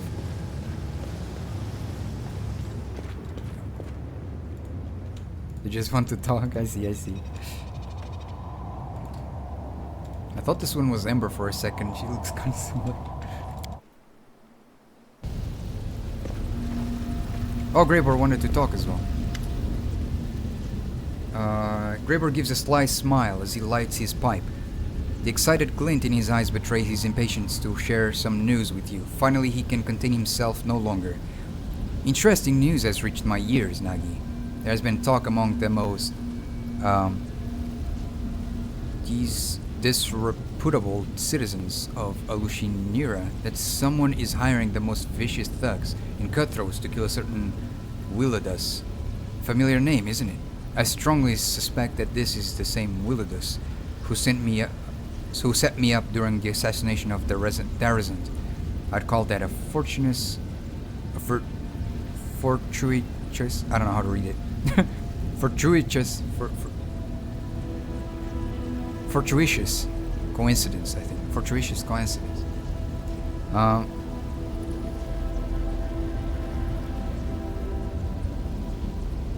Okay. And what do you suggest? I'll be damned if I let that butcher... No. If I let a bunch of incompetent thugs get to him before me. No. First I must have a little chat with Willidus. And then they can do whatever they want with him. How about we leave those hapless goons in the dust and visit his mansion first? Sounds like an exciting challenge, doesn't it? Right, let's pay him a visit. Excellent. I think that conversation will involve some good old-fashioned violence. Is there people down there, or is it really not worth going down there?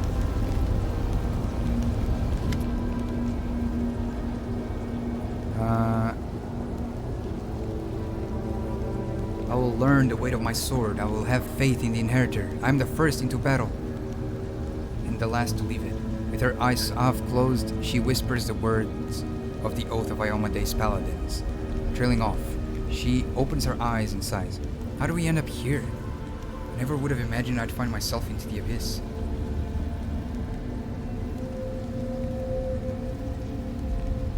We've overcome everything we've faced so far. We'll get through this as well. That's right. Thank you, Nagi. I've always had faith in us, and I will keep having faith. Sometimes a girl needs a few words of encouragement. No worries, no worries.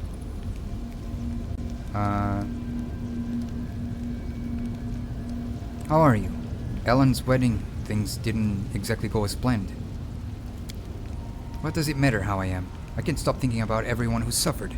Clever Sela, the paladin, companion of the God's Chosen One, didn't even notice a demon conspiracy right under her nose. I'm going to officially change my name to Sela the Dimwit. That's how I'll introduce myself to everyone I meet, so that they know they can count on me. She chuckles grimly, then adds in a softer, more serious tone. If we're too late to save those souls of all these victims, I will never forgive myself. You know what else I keep thinking about? What happened to Curl? Did he really want to steal the ring? Did he just get what was coming to him? Or was it the fault of the demon who possessed his body? So many questions and so much grief. As if a whole world would. And 2 demon lords out there just waiting to hurt us wasn't enough. Okay.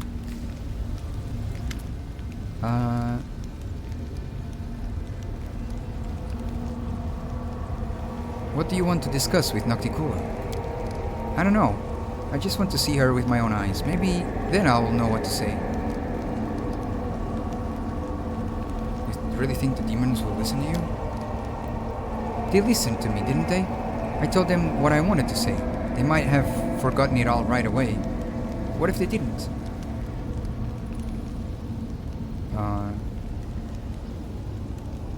Okay.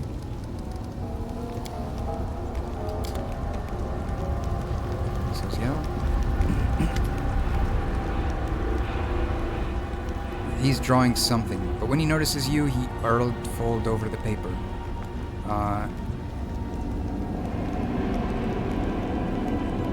He's talking to you. Okay, nothing too crazy. Okay.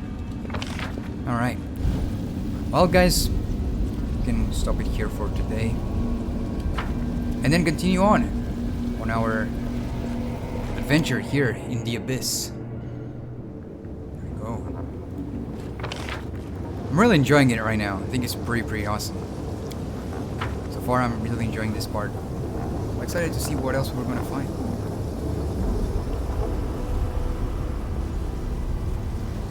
Alright.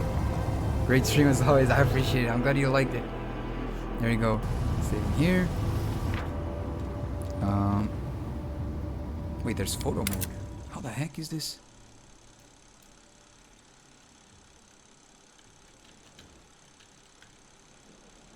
Oh no, this is weird.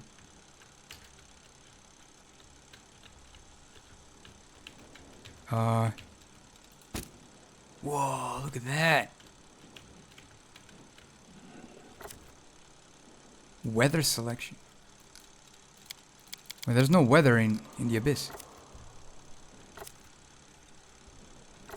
Stickers.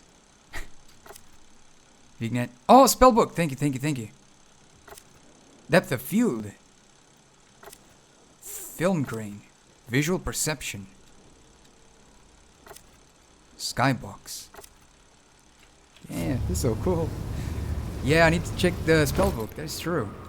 Man, look at my character. With those swords. He looks so sick. Yeah, nice. Okay. Thank you for reminding me, man. I completely, forgot about everything here. I like healing, so I'll keep doing that. Same here. I don't want to change it. I like helping with healing, or at least trying to survive with it. Blade of the Sun. I like the... Wait, what is pure form? You heal yourself, okay.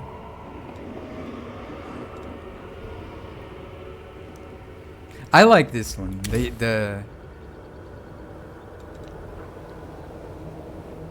I'm gonna keep the Blade of the Sun thing. I think it's pretty sick. Alright, now this one. This is the new one. It's a praise the sun, you know? Cleansing Flames. Every enemy in a radius of the spell must pass a reflex saving throw or suffer 1d6 holy damage per caster level.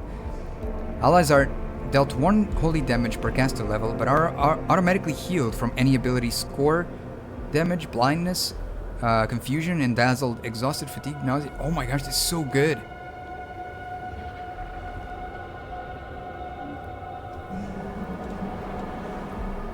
Serenity. Oh, I need to level up these guys as well. I completely forgot. There you go. Not that I use them, but I like to keep everything leveled up. You never know. You might need them.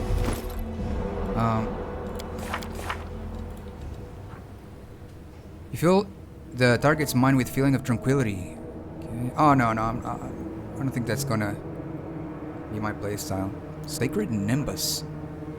You are surrounded by a nimbus of golden light. Any evil creature striking you with an unarmed strike, natural weapons, or a handheld weapon deals normal damage, but at the same time, the attacker deals 1d6 point of damage plus 1 point per caster. Creatures wielding melee weapons with reach are not subject to this damage if they attack you. Spell resistance applies against this damage. You also take half damage from magical attacks with the evil descriptor. Oh my lord. Burst of Glory.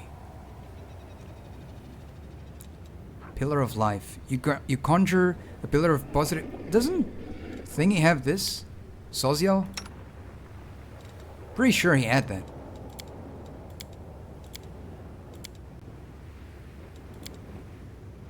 Let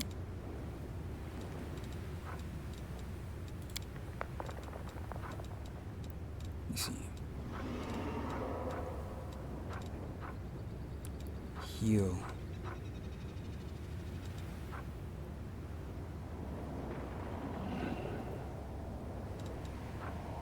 Electricity? Fire, acid, cold, electricity. Damn. I'm gonna heal. Destruction. Okay. I thought he had that. Cleansing Flames of Cleanse is probably the best. I don't even know where my character is. Oh, this one.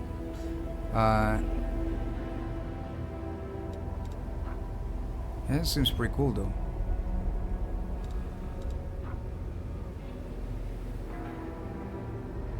Seems pretty nice, I agree though. Let me see this one.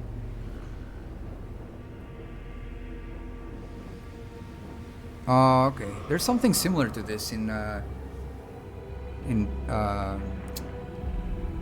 what is it called? In Baldur's Gate 3, if I'm not wrong. Something similar to it. I think I'm going with that, yeah. That's kind of cool. Alright.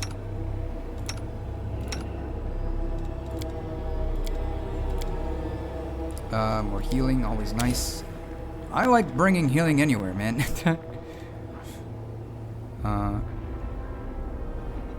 Oh, wait a second. I could make something interesting with this.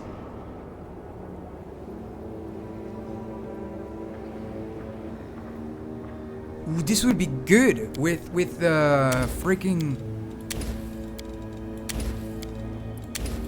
This would be good with like it's like an invisible sniper, right? I could do that, right? With this. Generally, it's best to have Sozial using channel healing to heal. Yeah. I kind of like people having healing. I just like healing. Oh wait, there's greater version of it?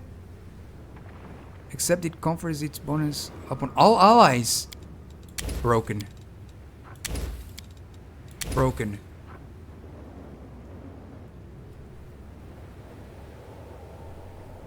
That is broken. Everyone just becomes a lot harder to hit. Life bubble.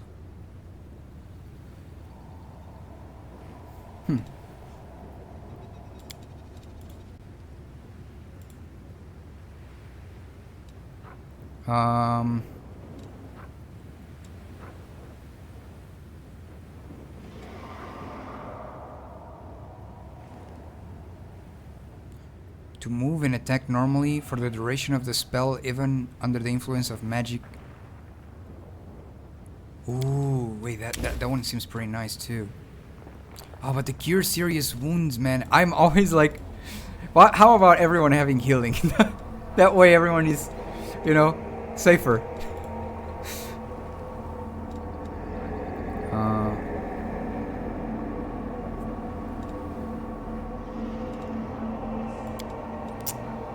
I'll go with this. I'll go with this. I'll go with this. I think this one is pretty nice. The freedom of movement one.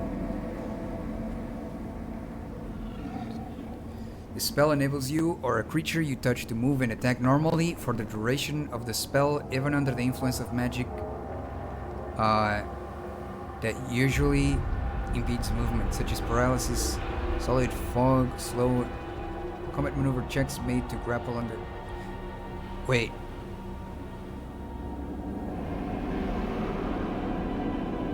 Oh, okay. You know, I had a different idea of what it was. I read it slightly wrong. I think I'm gonna stay with the Cure series ones. I thought it was something else. Alright, let's see. Oh yeah, her we don't really need to worry about. Aspect of the wolf, I don't like transformations. I'm just not a fan of seeing them transform into another animal or something.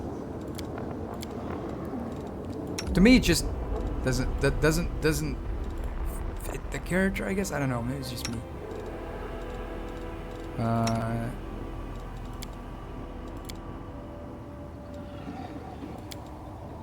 Let's see.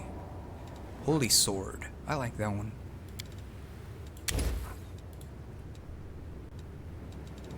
I think that was all the characters. Yes. My horse doesn't need spells. So, we're fine. That's a buff, not a transformation. It says assumes the form, no? You take on an aspect of a wolf, including some of its physical characteristics. So you will look like them.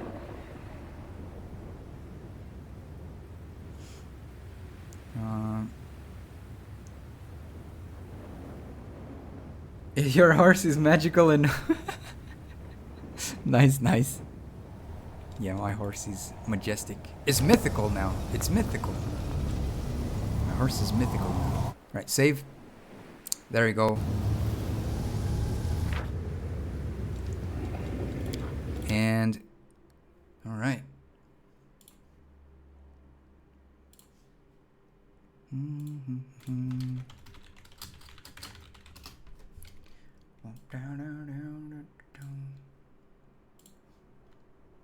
True, yes.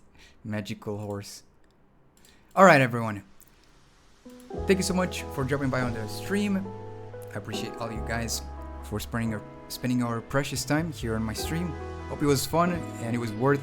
I had a lot of fun. Man, it's getting a lot better now. I'm really enjoying this much more than just keep traveling all over the place for fighting, crusading, and all that. It's a bit like too much tactic for me, since I prefer more story. But yeah, I'm enjoying it a lot, and hope it was fun for you guys. Thank you so much. Hope to see you guys tomorrow on Dark Souls 3. We will discuss the little oopsie that I did off stream in that game. I'll tell you guys what happened. Yeah, can't wait to have fun there. Take care of yourselves, love yourselves. See you guys tomorrow. Bye. Bye bye. Clickbait. Bye bye.